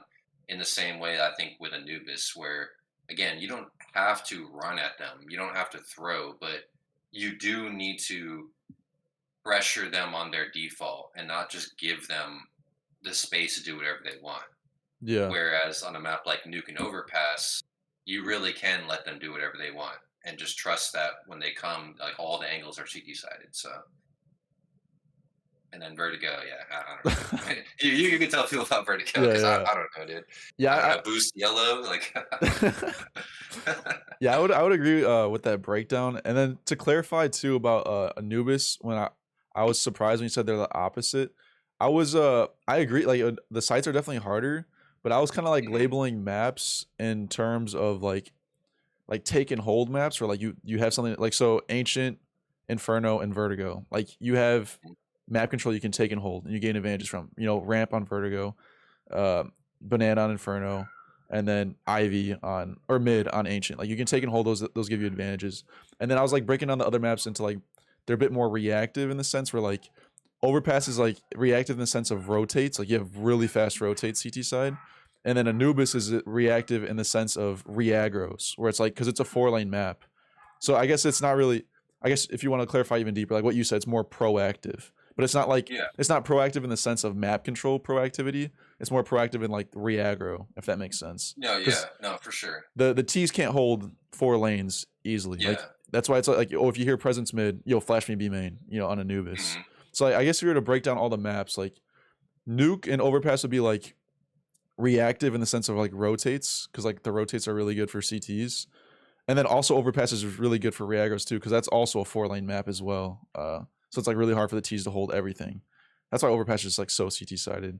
And then you have Yeah. like No, other maps where it's like that's exactly. take and hold, and like with map controls. It's like take and hold, reactivity with rotates, and then reactivity with reaggros. That's kind of like I tried like classifying all the maps, and that's kind of like the 3 categories I got. I don't know if you would agree or add to that or take Yeah. away.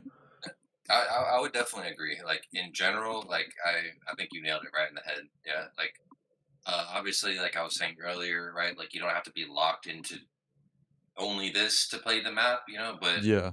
you do have to understand the maps and like what things work for a reason on each individual map, right? Like for example, like you saw an overpass, right?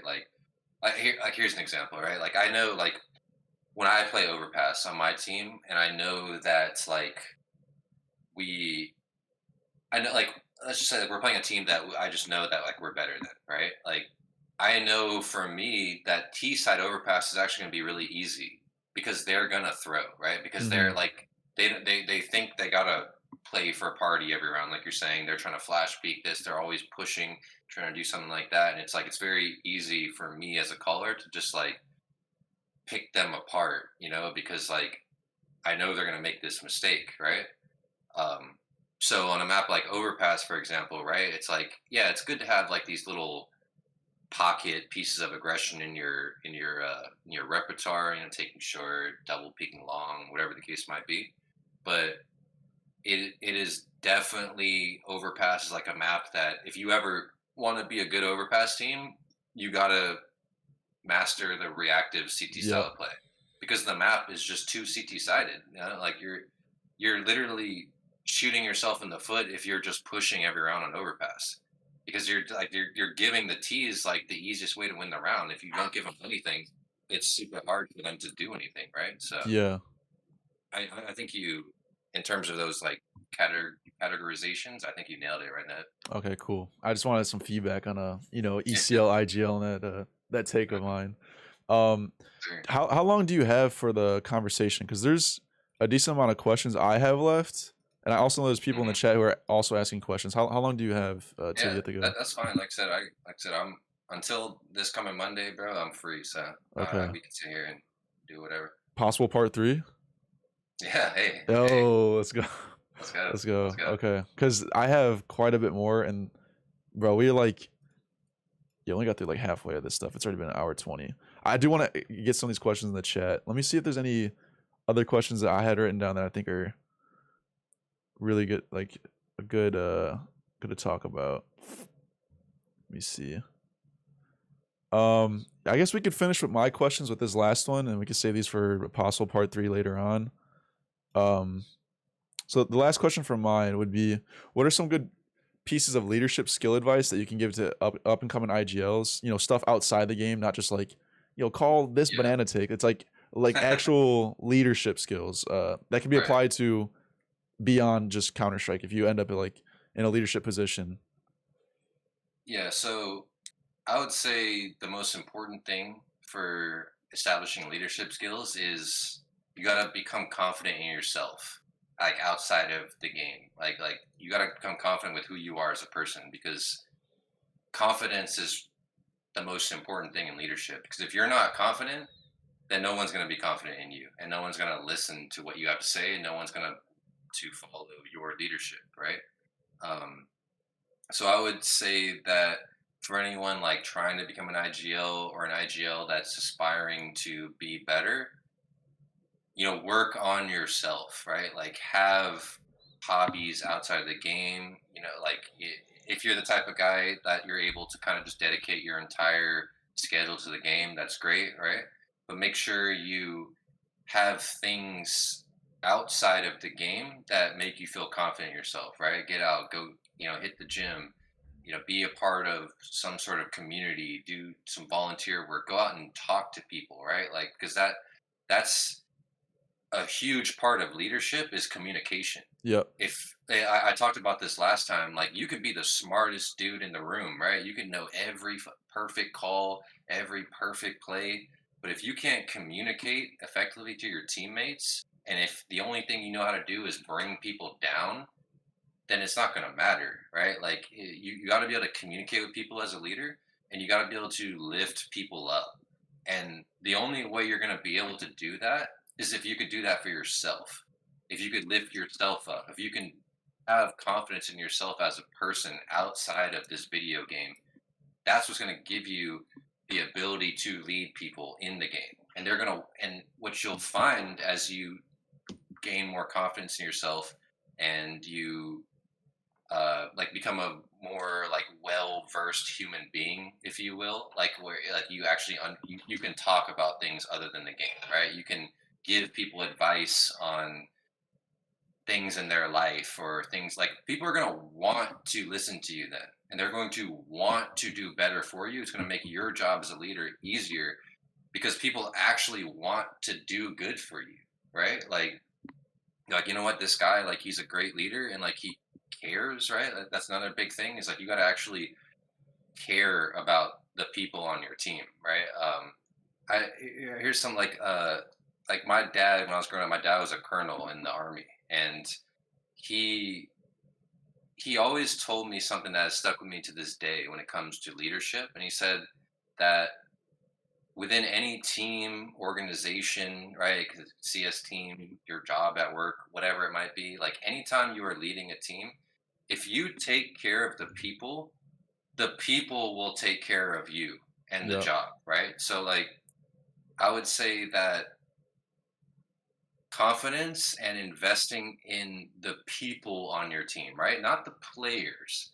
Because like I think people might get that mixed up in their head, right? Like because I think a lot of people in this game, a lot of IGLs, they just only look at the people on their team as who they are as the player, right? Okay, yeah, this player shut out, right? This player gave, right? But what about Corey? You know what I mean? Corey is Shutout's name, right?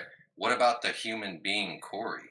What makes this guy tick, right? What makes him happy? What makes him sad? What makes him play better? What makes him play worse, right? Like what makes him have fun? What makes him feel upset and feel down, right? Because if you understand those things about people, and more importantly, if you take the time to actually learn these things about these people, it's going to help you lead them better. And again, they're going to want to do better for you because they're thinking like, you know what, this guy actually cares about me. He actually cares about this team. He cares about this game. He's not just here for himself, right? And like that, I think is super important for an IGL. And yes, there is an aspect of sacrifice that comes with that, right? Like a lot of people don't want to do that. They don't want to worry about everyone else. They only want to worry about themselves, right? But I think that if you want to be an IGL, I'm sorry, but I think that comes with the territory. You know, like the greatest leaders are servants, genuinely. Like I don't know if people understand that concept, and if you don't, you can go read about it. But the greatest leaders are the people that serve the people they are leading, because that is the whole point of a leader. The whole point of a leader is not to just tell everybody what to do. I'm in power here. Y'all listen to whatever I'm saying. The whole point of a leader is to lift people up and get them believing in a common vision, in a goal that everyone can get behind, right? And you have to make some sacrifices as a leader in that respect because you can't only think about it from your perspective, right? Like I was talking about this earlier in the last one where it's like, you know, maybe maybe you're having a really rough stretch of results, right? And like you're losing every game. And the kind of selfish part of you wants to be like, man, I'm calling so good, and my star player had 50 ADR this game, and like and it's natural you're going to want to start like blaming everyone but yourself, right? But that's a shitty leader. Someone that's just going to blame everyone except themselves. A good leader is going to take responsibility and say, you know what, guys, like, yeah, yeah, maybe this guy didn't play that good, whatever, right? But what could I have done to make him play better? Right? Maybe the reason he played bad was because I was just tilted the whole game and I didn't even realize it. You know what I mean? Maybe he didn't feel confident to play his game because after every round I was crying about something or whining or saying like, well, why didn't we do this, or whatever like that. Like, no, seriously, Yeah, like yeah. like so uh like, and that's where that self-confidence comes into play. That's where doing things outside of the game to give you a greater understanding of how to interact with people is going to serve you so well as an IGL. Because if you are just locked in your room 24/7 and you never speak to anyone except on Discord about CS, and you don't have anything else in your life going for you, like, you're not going to know how to handle people because you don't have any social skills. And that is what is so important as an IGL. You're not just a player. You can't just show up and just play the game. It's not possible. Like, you have to lead these people. So if you want to become an IGL, if you are an IGL and you're aspiring to become greater, right? Work on yourself. Become the best version of yourself that you can, and everyone else will follow you. It'll Your leadership skills will naturally increase as you become a better person for yourself, right? Like, not for them, for you. And then when you are super confident in yourself and you are becoming the best version of yourself that you can be, that's when you will start to do these things for the other people, because you'll look at them as like, like I'm in a position that I can help these guys. I'm in a position that I can lead them in the game, out of game, and create a real team environment, and not just five guys that just get on every night to play games, because if you if you're playing for fun, fine. But if you really want to succeed and you want to reach higher levels in this game, you got to think about that. You got to think about the fact that you need to create a team environment, right? You need to create, in the military, we call it esprit de corps, which is like team spirit, right? And not team spirit, but like the actual Yeah. spirit of the team, So uh, that is like the number one thing that I could recommend to people trying to be IGLs, is work on yourself. Become the most confident version of yourself possible. Put yourself in uncomfortable situations, right? So you can grow as a person. Because if I promise anyone out there listening, like I promise you this, like if you can put yourself in a situation in real life that makes you really uncomfortable, right? Like let's just say that you are terrified of speaking in public, right? Like you freeze up and you can't speak, right? If you go out there and you actually like put yourself in these uncomfortable situations, that it can be anything, right? Go to your church and ask if you could like speak one day, or like go join some club. I don't know, you know what I'm trying to say. But put yourself in these situations that make yourself uncomfortable, watch yourself grow, and I promise you that these like hard situations in the game are going to feel like nothing now, Mm-hmm. because you're just like, like, yeah, like, yeah, we just lost 5 rounds in a row, and like before, maybe I would have just been tilted down the dumps. This is it. But if you have these experiences in your real life to draw upon, like, you know what, like I was afraid of heights and I went and I climbed a mountain, like that. These petty scenarios in game are gonna seem like nothing to you. You know what I mean? You're just like, this is nothing. I climbed a freaking mountain the other day. I don't, like, oh, so what? We lost 3 rounds in a row. I know what to do now. Let's do this, boys. And that's like, that sort of confidence can only be gained from doing these things in real life and putting yourself in these uncomfortable situations. And that's the sort of confidence that you cannot fake, right? Like you can't fake that. You can make your voice sound that way, but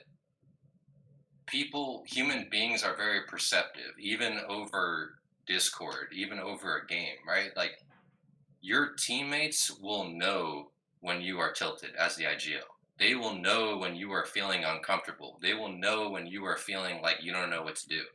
And when you start crumbling like that mentally, then they are going to crumble too. Because they're thinking, well, the boss man doesn't know what to do, so I don't know what to do either. And then now everything's going to fall apart, right? So, uh, it's definitely important to, like I said, learn the game, study the game, figure out optimal ways to play the game, figure out your style and all of that. But none of that's going to mean anything if you can't master yourself, because that's what's going to give you true leadership, and that's what's going to make people want to follow you, and it's going to bring you, it'll bring you further than any amount of just studying some demos and stuff like that, right? Yep. Those are things, again, you got to do it, right? You can't not do this. You have to be knowledgeable about your craft. But having that confidence in yourself, putting yourself in uncomfortable situations to grow as a person, to lead people, is going to bring you further than any of that.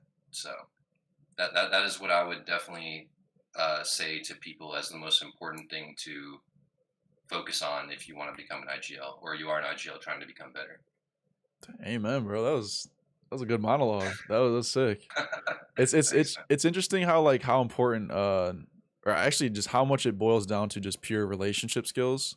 Like Yeah. all leadership is just like developing genuine relationships with your teammates, and how like if you can master that fundamental, like that is just going to develop you into that, like that'll get mastering the relationship skills and communication skills will get you the IGL skills and like the strat calling skills too, because you're Yes. able to have those conversations with your Yes. teammates and they're able to critique you without you getting upset. And then boom, you're Yep. learning from these conversations, which are built off the fundamentals of like proper relationship and communication skills. Like most of the weird like I don't know niche IGL tricks that I've learned or like cool ways to call a strat or something or things that I was doing wrong was from those like talks with teammates. It was not from watching a demo. Like you can't watch a demo and then be like, oh wow, round 3 I found out that I'm a tilter. Like you're never gonna find that shit out. Like you Yeah, had to have yeah. these conversations, and if you don't have Mhm. communication skills like developed, you'll never have these conversations, and you're missing out on a whole like just a whole closet just full of just gold nuggets of like improvements that you just never open up. Like so it's I really think interesting I that how much it boils down to that. Yeah, I think to just like quickly add on what you're saying, because I completely agree. Like something that I just thought of when you said that is, and this goes hand in hand with what I was saying, but like you need to have extreme confidence in yourself. But as an IGL, if you need to drop your ego, right? Like you just talked about it, right? Because you need to be able to like have your teammates critique you and you not be getting upset and just defensive, right? Like I'm not saying you shouldn't have confidence in yourself and the way you see things, and sometimes you need to stand your ground, right? For sure, but uh, people are gonna listen and want to follow someone that has no ego way more than someone that's just like super stubborn and just like no, my way or the highway, this and that. And I'm sure there are people out there that are that way at a high level. Don't get me wrong, but I personally don't like agree with that. I personally think that's the wrong way to do things. Yeah. But I mean, if that's you, by all means, do you. But just speaking from what I believe in, you definitely should work on dropping your ego, right? And like I said, in doing these things outside of the game, putting yourself in these uncomfortable situations, your confidence will go up and your ego will go down. Like I think that's very important to just to separate these two things in Yep. people's minds. Confidence and ego are Not the two same. completely different things because you can be the most confident dude in the world and have zero ego. Mm-hmm. And you can be the most egotistical dude in the world and have zero real confidence. So, again, putting yourself in uncomfortable situations, growing, becoming more confident in yourself, the more you experience of the world, the more perspective you have on life, the less ego you'll have because you'll understand that there is an infinite amount of ways to live life, right? There's an infinite amount of ways to play this game. And I just got to figure out what my way is and believe in that and have confidence and not bring other people down, not talk down on other people because of this, and that, and don't do that to your teammates either. Like you should definitely criticize your teammates, constructively criticize them, tell them when they made a mistake, tell them when they're doing something wrong or they forgot this part of the strat. You'd be like, no, dude, come on, man, like I need you to, be on top of these things, but don't be one of those IGLs that's just crying the whole time talking shit about your teammates, telling them, again, I'm not going to drop any names, but there are high level IGLs in this scene right now that do that. Yeah, in the middle of the games, in the middle of the matches, they will just be like, "You are so awful," like it just like, saying these like Yeah. terrible things, and it's just like that to me. When I hear that, that's when I know that this person maybe they are really smart and maybe they do understand the game at a high level, but this person understands zero didn't understand anything about real leadership. Doesn't understand anything about the real life and the real world and how Mm-hmm. real people act. So don't be one of those guys. Chat people are like don't be one of those guys. Like be a positive force for your team. Genuinely. 100%. Yeah, it's interesting too how much people think that ego and confidence are the same thing. They're not at all. It's Hmm. like confidence Not is at just like all. one's like like you just feel secure in your own self, and then ego is just anything that has to do with outside yourself. Comparisons. It's like you don't need ego to have like ego and they're not even closely similar. They're vastly Exactly. different. Also, I just wanted to say too, you're talking about how like you can't like fake looking confident in front of your teammates. Like, Hmm. bro, I got the craziest Achilles heel when it comes to like my calling, because I'll just voice crack no matter how hard I'm trying to like like stay serious. My shit will just voice crack at 22. I'm like, Yeah. fuck, man. Like, No, I'm my exposed. Achilles heel. Yeah, my Achilles heel is that like I am just like I'm horrible at hiding my emotions. Oh, really? So like yeah, like if I'm like mad or something, like everyone knows it. You know what I mean? And that Yeah. is definitely like a weakness of mine, something I've been working on for a long time, and I feel like I've gotten a lot better at this over the years. But like I like I said, I won't like talk down to people. You know, I won't just start like talking crazy to people. But my thing is like I will start like I'll get into like a dark like silence. You know what I mean? Hmm. Like where I just like stop talking and like everyone knows like John is pissed, and Yeah. it's like it starts to like bleed into everyone around you. You know, so that's like you said that's super important also for IGLs. Is just like like again do everything I was saying to master your emotions because your emotions are the most powerful one on the team, Hmm. and you got to understand that. And if you get really mad and upset, then it's going to affect everybody else. So just be aware of that and understand that and understand yourself so you can know how to react, so you can create different things. Like so here's an example, right? Like I got this, like oh shit. My wife actually got this from me, Oh, it's right? one of those Because squeeze like things. Like, yeah, she got this from me because she knows like sometimes I get really like upset in the game, right? And so like she got this from me so if I get pissed, I can just squeeze this a few times, sorry, like yeah. get the anger out. His face is rubbing off, man. You're I tilted. know, yeah. Yeah. It used to say, keep calm and squeeze me, but it's all gone now. Because I've been Used squeezing it. up, So man. yes, sir. That's a really good conclusion to all the questions. I really like that the ending monologue you had there. That was a good way to wrap up leadership skills as a whole. We can hop into these questions though. There's Yeah, sure. one that I got from Twitter. This your boy Saban, man. He said, Okay. "What do you do when your teammates start to tilt and get in their own head during a match?" Okay, so I think this is a really good question, by the way, Saban. I think this question, it's actually kind of like dependent. Like the best way, like you got to read the room, right? Like genuinely, like as a leader, you got to be able to read the room because I think like I've definitely approached it like multiple ways, and it just depends on the scenario, right? So, like, here, I'll give you an example. So like, there's been times on my teams where, uh, like everyone is just kind of tilted, and we just like for whatever reason that day we just have like a really bad mentality, right? Like we have bad attitudes, right? So on a day like that, that's the type of day that I'll take a pause and like again, I'm not gonna talk crazy to people, but I'm gonna say like, guys, we need to shape up. Like, come on, like what are we doing? Like, it's because sometimes like people do need a little spank sometimes, right? Like again, you don't have to be an asshole to people, but sometimes you gotta give them a little spank and be like, guys, like wake up. We're playing and acting like losers right now, and I'm not like I don't care if we lose this game, but we're not gonna lose this way. So everyone like wake up, perk up, start talking, start gaming. Seriously, like let's go, guys, wake up, and I'll tell them that like in no uncertain terms, right? But some days it's like the attitudes are fine, the energy's good, but maybe just things aren't working, and this guy is like kind of tilted about it because like it's just not working, right? And in those type of scenarios, I'll just be like, I'll take a pause and like I'll just call him out straight up, be like, hey, listen, you're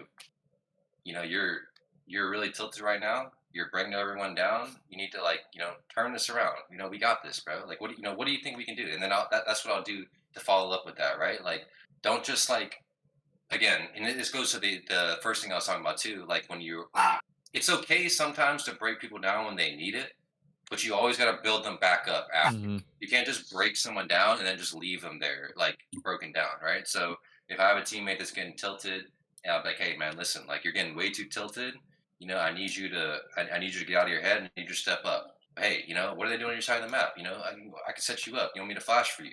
Like I can flash for you. Maybe you have a call you think can work. Like, what are you feeling, bro? Like, um, get the person talking, like get them involved. Make them feel like they got my back, right? Like because if you just leave, if someone's tilted and you just leave them in this state of tilt by either one not addressing it, right? Because I think a lot of times people are scared to address it, right? Like Yeah. you can't be scared, right? Like that you're the IGL. You cannot be scared to confront somebody. By either just not addressing it or number two, just completely breaking them down, like you can't just leave your boy down like that, right? Like you got to start thinking about it that way. Like I got to bring this guy up with me. Okay, so yeah, you look, man, you know you're playing bad, you're acting poorly, your attitude's bad, you're tilted. Turn it around, let's go. But what can you do to help you, man? You know what I mean? Like how can we help you out here? You want me to flash for you? Maybe you're having a really bad game, you're tilted because you keep whiffing. Just come with me. I'll entry, just trade me out. I'll literally jump in for you. I'll jump in, I'll die, you get the trade, you start feeling the game more, you start feeling more happy, stuff like that. So I think like in terms of like what I do when people get tilted, it's definitely dependent on the situation, right? Because sometimes especially us as dudes, right, like we get really afraid to like talk about emotions with each other and stuff, and like Yeah. that's natural. It is like it's very natural. We're men. We don't spend a lot of time thinking and talking about those things, but as a leader, like you can't be afraid to call people out, and sometimes like especially if someone's having like a really negative vibe and they're spreading that to other people, sometimes you got to let them know. Like, again, you don't have to be an asshole, but it's very important sometimes to give people a slap on the wrist when they need it. Like just hey, get out of this.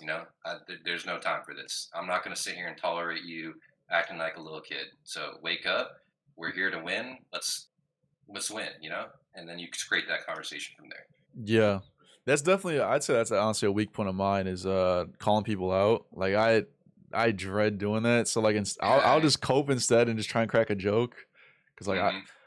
that's definitely something I should probably like work on though if I ever join a team again. Not being afraid to like, hey bro, like shaping up. Like I don't know. That's I find it hard to get like serious like that. Yeah, it is like it is hard. Like it actually it is hard. It's not easy what I'm saying. And Yeah. like the your your mind is gonna want to naturally go straight to the coping, right? To make a Yeah. joke, yeah, like just say nothing and hope that it fixes itself, or just try to focus on something else, right? And like, uh, but this goes back into what I was talking about earlier, right? Like the more like you get out there and have different experiences as a human being, the more confident you will feel when that moment comes that you got to be this leader and call this person out, right? Yeah. Because it's going to give you that perspective and it's going to give you that confidence. And it doesn't ever, like, I can tell you this, I can tell anyone listening, like, I'd love to say it does, but it never gets easier. It never gets easier calling people out and like breaking them down that way. But unfortunately, we are human beings and it just needs to happen sometimes, right? Again, Yeah. if you do all of the things that we talked about before and you've already established yourself as a leader and that you are a positive minded leader that is looking forward, then that fear you have in your mind of calling someone out is only in your mind, because as long as you've shown yourself already to be the type of person you want to be, the 99 out of 100 times this person that's having a bad attitude when they get called out, like in your mind you're thinking like, oh man, this guy's gonna hate me now, it's gonna be like super awkward and like like blah blah, but 99 out of 100 times that person knows they're being negative, they know they're being tilted, they know they're giving this vibe out, and you calling them out is going to make them respect you even more, because they're going to understand like, okay, this guy's already shown himself to be like a good guy, a good leader that's looking positively and looking forward, but he's also not afraid to do what needs to be done, right? Like because that's sometimes what needs to be done.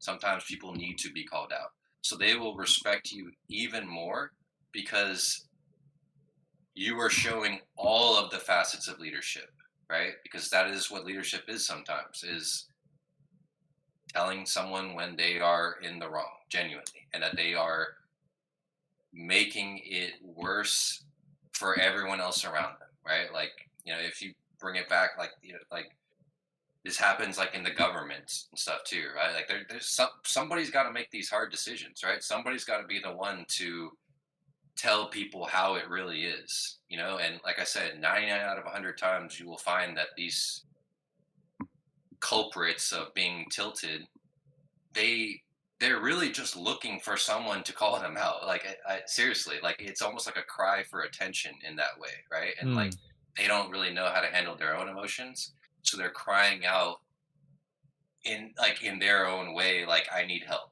right? And then that's when you can give them that help by being like firm, like again, you don't have to be an asshole. You don't have to like break people down and just tell them everything that's wrong with them, but you do need to not be afraid to call someone out when they are acting a certain type of way, right? So Yeah, that's actually I never thought about it like that. Like that's actually like a cry for like a subconscious cry for help. Like it is. yeah. That really is what it is. It's a subconscious cry for help because like when I say I mean whoever is the person that's tilted. I'm feeling super frustrated. I'm feeling like lost and I don't know what to do. And this is my subconscious way of like trying to ask anyone or the universe or whatever, like help me out, please, because I feel really bad right now. And again, like if you work on that and you do it the right way, you're gonna be able to turn those people's emotions around, by being a leader, for lack of a better term. Just be a leader. Don't break them down. Don't push them further into the ground, like, but tell them what's up, be honest, be real, and then bring them up genuinely. Damn, bro, that's actually fucking gold that you just said there. I'm gonna do that next team I join, bro. I'm at the face my fear of calling people out. Like that's I never thought about it like that. That's actually huge.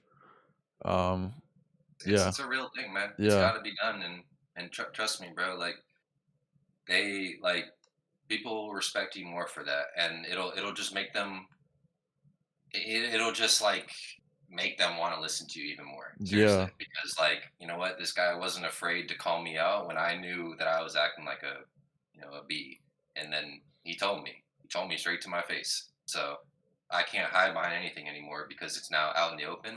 Oh, and by the way, all the homies in Discord on the team, they just heard me get called out too, so now I'm feeling a little bit like, damn, like I gotta shape up because like, yeah, even they just heard me get, chastised too. So yeah, man, it's a super important part of the role as well. One definitely. that's maybe not the most glamorous and not the most fun, but it's necessary. Yeah, for sure. Some other questions we got. Someone said Cristiano Ronaldo podcast with art. That's crazy. I guess What? you're art, man. What? Someone Redly Red said, "Could you ask about how to improve team play in a team? People stuck playing individually and not focusing on how to play off each other. Every man for himself, winning and losing fights rounds alone." Yeah, so if you're having that sort of issue where people are just kind of doing their own thing all the time, first thing you got to do is address it in practice, right? Get everyone in server and be like, hey guys, like we're playing way too individually. And second thing you got to do is give people solutions, right? Don't just be like, yeah, we're playing individually and you guys suck, and just sit there, right? Give them solutions. Hey, but here's how we can fix that. Like, here I got this set piece map control play that we can do. You're gonna do this. You're gonna flash for him. You're gonna be on his ass. You're gonna be holding the other side of the map, whatever, right? And then go into practice and uh, actually practice those things, right? I think that's another thing that lower level teams like get wrong a lot of time. Like, don't just play scrims to win. Like sometimes you got to play scrims to win, right? Like if you're warming up before a match, for example, in a scrim, play it to win. Pretend like it's the match. Or maybe your guys' confidence is low because you're having a bad stretch of results, and maybe you just want to just play to win. Get some confidence back. But like actually focus on these things during practice. Be like, hey guys, this scrim, I don't care if we lose 24-0, but every single round we're going to practice some sort of team play. And then that's like what you've already went over in practice about like how you can do these bits of team play, right? and make sure, like, because again, you're the IGL, you're gonna want you have to be the one to hold people accountable. You got to be the one to every round be like, okay, we're gonna do this team play this round. Again, I don't even care if we lose, right? I don't care if they have 5 people here. We're going to just execute this site and space properly because this is what we struggle with. And if we lose and just get farmed, whatever, I don't care, genuinely, right? And that's where you got to be strong as an IGL because even in scrims, when you're just losing, people are gonna start to be like, why are we doing this? Like that. And you're gonna be like, you know why we're doing this? Because the last 8 matches, I watched all of you walk out one by one and throw it around. So that's why we're doing this. Because we need to learn how to play together, right? So come up with like find different ways to do team play, right?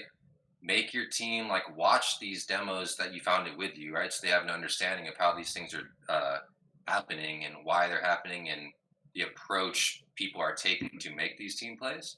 And then actually focus on it in practice, right? Don't worry about winning the scrim. Don't worry about calling what you think would win this round in a match. Just call team plays every round and get people into that habit of doing team play. And it's not going to be pretty at first. Trust me. Like at first, especially if you're the type of team that's just used to making your own plays and doing your thing, like in the beginning, it's going to be hard. In the beginning, it's going to feel like it's not working and why are we even doing this? We should just go back to walking around one by one and finding picks. Like, it's going to feel like that in the beginning because y'all aren't used to it. But you got to you just got to get past that phase, right? Like you got to get past that initial phase and get people into that habit of learning how to do that. And again, practice, practice, practice, practice, practice, right? Just focus on it and practice it and make sure you are telling the team before scrims that day, this is what we are focusing on, right? So I don't want to hear any complaining about this, complaining about this. If we're losing, like I don't want to hear, I want to make this play. No, you're not making that play because today we're practicing team play. That's it. So that's what I would say for whoever asked that. Great question, by the way. Mm. That's what you got to do, like for sure. Like you gotta make these guys do it, like because they're not gonna do it on their own. So you got to be the one to do it. Yeah, yeah, definitely address it. The next question is kind of pretty much the same thing. We're just gonna skip that one. Um, EECOJW asked, "What's your role in game? Support, entry, lurk, etc. And how do you balance that out with being the IGL?" So my role is kind of like the entries slash like entry map control player.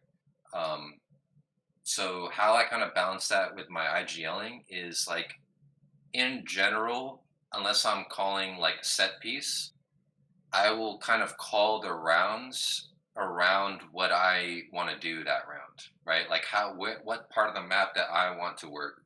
Excuse me.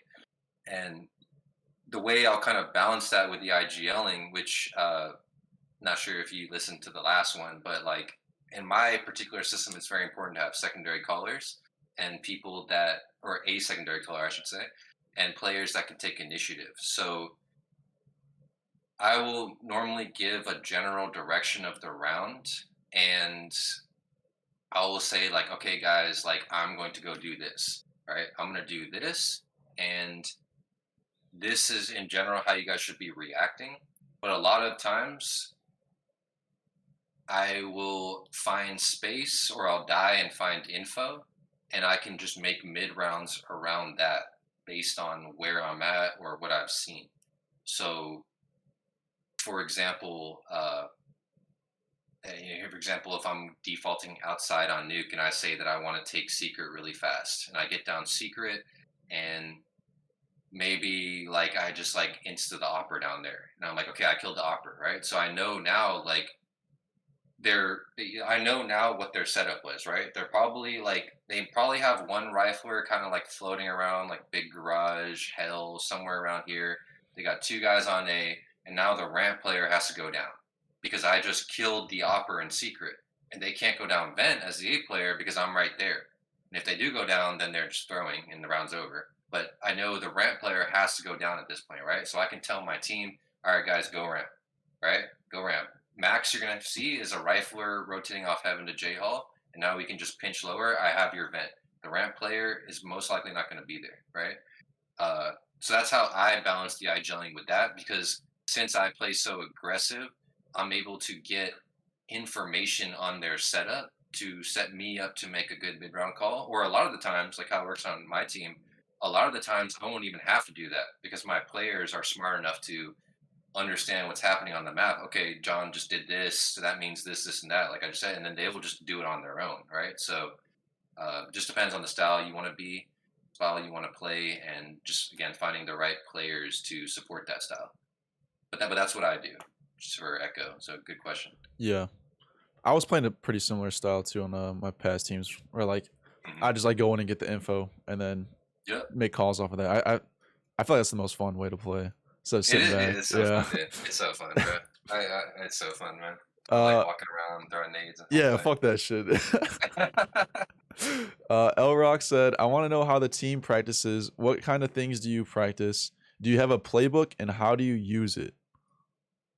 Yeah, so we do have a playbook.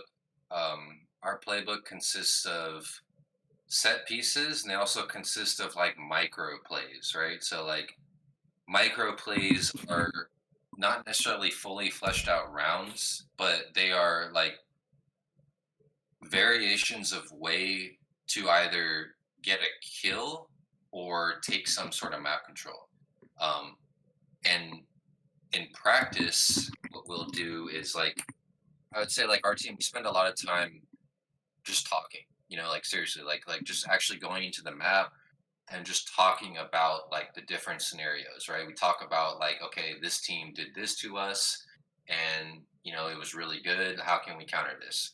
Or this team um, abused some part of our default, right? So like, what can we come? And that's where like these kind of like micro plays will start to you'll start to create them on your own by having these conversations together as a team because you're talking about like, okay, yeah, they did this and it was really good, and I don't know, and you start having the conversation, okay, like how can we not have that happen to us again, right? And then that's when like these little micro plays can start to uh like develop organically because like somebody said, okay, they did this, so someone's like, all right, well, we can just do this, this, and that, and it doesn't have to be like a fully fleshed out round in that way. Um, but I would say, right, like have a playbook, have micro plays, but it's also important when you practice, and that's again, that's why it's very important to have specific goals for every single practice.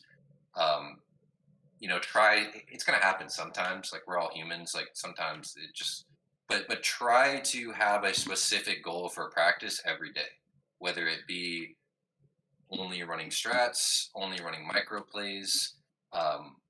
Or just only defaulting, right? Getting your players comfortable in their default spots and like getting them to get more live reps on reacting to things around the map as opposed to just going into a set call.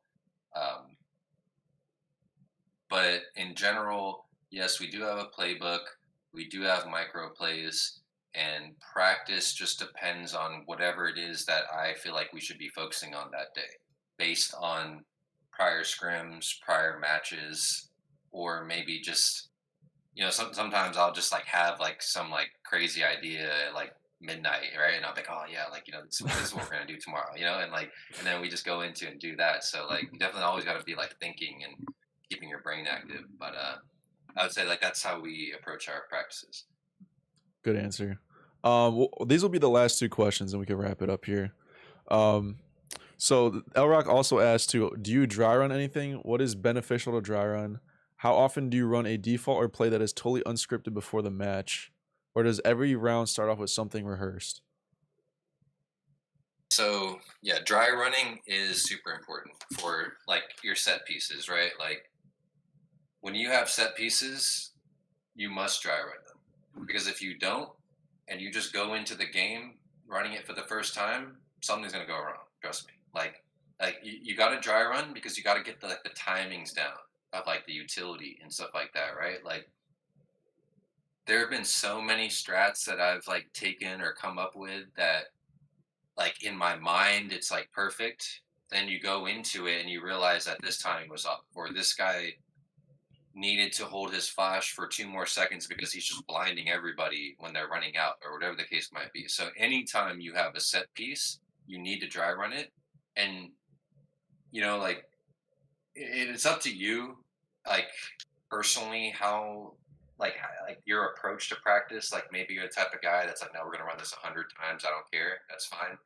Um, I would say at the very least, run it until your team can do it flawlessly twice in a row in dry running, right? Like if you want to go past that, by all means, you know what I mean? Like by all means, but make sure they can run it flawlessly without any opposition at least twice in a row.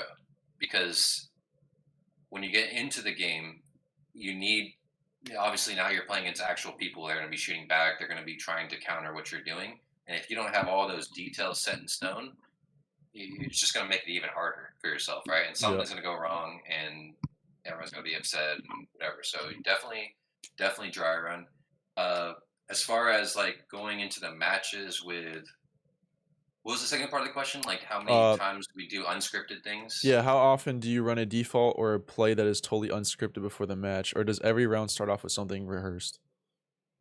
So I would say that's probably like 75% rehearsed, and 25% of the time it's just kind of like on the fly, came up with it in the moment in a match. Because Counter Strike is a very dynamic game, and every single game is different in that way, and so many different things can be happening.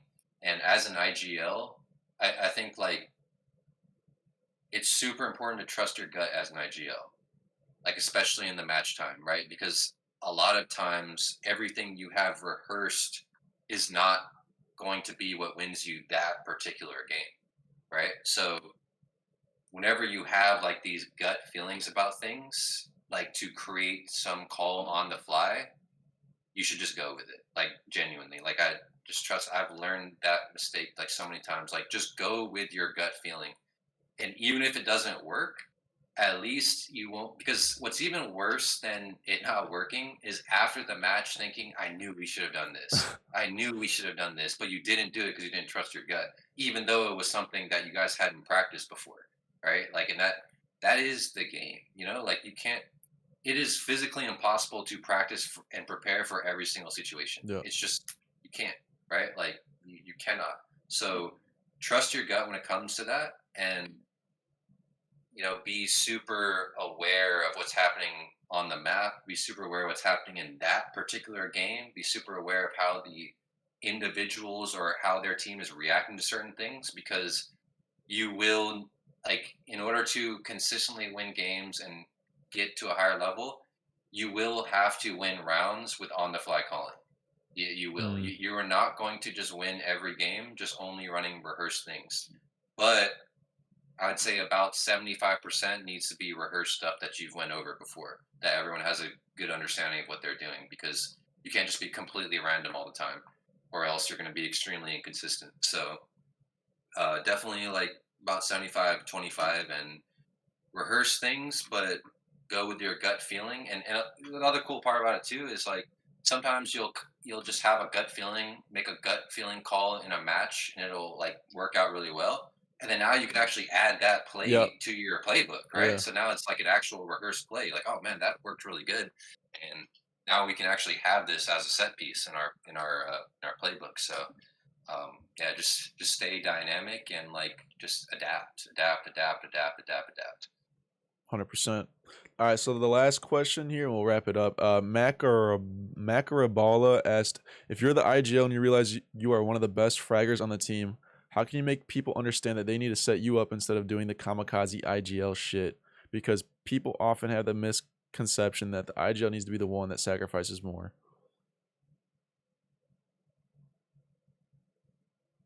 Question. That's a good question, though. I mean, that's what you do, right? You Yeah, that is right, but I think it's like I think first and foremost, right? Like, and I don't know your situation, Mac.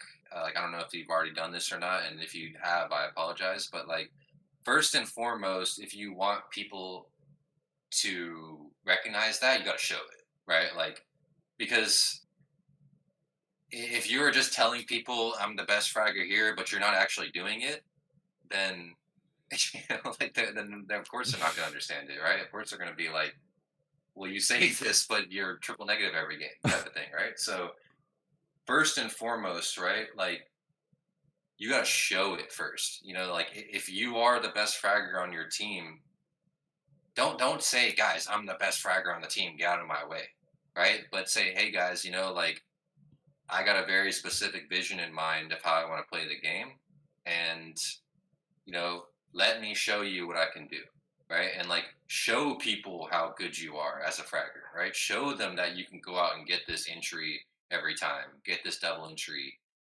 whatever the case might be, and they'll start to they will follow you naturally that way because you're actually just showing it, right? But you can't just like that's why it's kind of like a tough question because like I understand what he's trying to say, but at the same time, I feel like if you have to ask that question, then you're not showing it. Like no offense to Mac, but like if you have to ask how can I get people to understand I'm the best fragger, then you probably aren't showing that you're the best fragger, right? Which is fine, right? Like I said, like I personally struggled with that for a long time. It's like it's hard to be an IGL and play your own game, but if that's what you want to do and you want to be this star fragging IGL on your team, then you need to put your focus into that and you need to tell your players like this is the vision I have of our team, and the vision I have is me making plays and fragging, right? And if you tell them that and you show them that, then you won't have that issue because, like I said, like people are gonna people will follow you. Like if you walk the walk, like that they will follow you. So um, I don't know if that really answers your question, Max. Sorry if it doesn't, but I genuinely feel like if you have to ask that question, it just means you're not showing it enough. So show it, right? Go into your practices with just uber confidence, right? Do a lot of individual work and just like show your team that, hey, listen, I'm the best fragger, So don't expect me to just like kamikaze all the time. Like I want to be alive because I can make stuff happen, and you tell them that, seriously, tell them that. You don't have to be crazy about it, like I said, but uh, tell them that and show it most of all. So Communication. 100%. communication, Yep. exactly. Yeah, it goes right back to that. Just communication. Yeah, Yep. like really, I don't be afraid to just speak your mind. Yeah, a lot of those team-based questions really does just boil down to just communicating it, and then it just solves itself. Um, Literally. but yeah, that's gonna be about it for the questions. Anything coming up for you and Take Flight? Well, just like I said last time, I think our next match is the 7th of May against Nouns. We're on like a little bit of a break right now, but yeah, other than that, I mean, just go follow Take Flight. Go follow Saban. By the way, you shot Saban. Saban's like He's cool. just a phenomenal guy, phenomenal org owner. He's always trying to do good for not only us but for the scene in general. So go give that guy some love. Go follow him on Twitter or whatever, and same thing goes for my teammates. And yeah, I mean, I appreciate being here, and this is a lot of fun again, man. Yeah, I appreciate you coming on, man. This was a great talk. Yes, sir. All right, everyone, enjoy the rest of your day, and hopefully you guys learned from this conversation we had. Possible part 3 coming up. Possible part 3. So you guys Yes, sir. have a good rest of your day.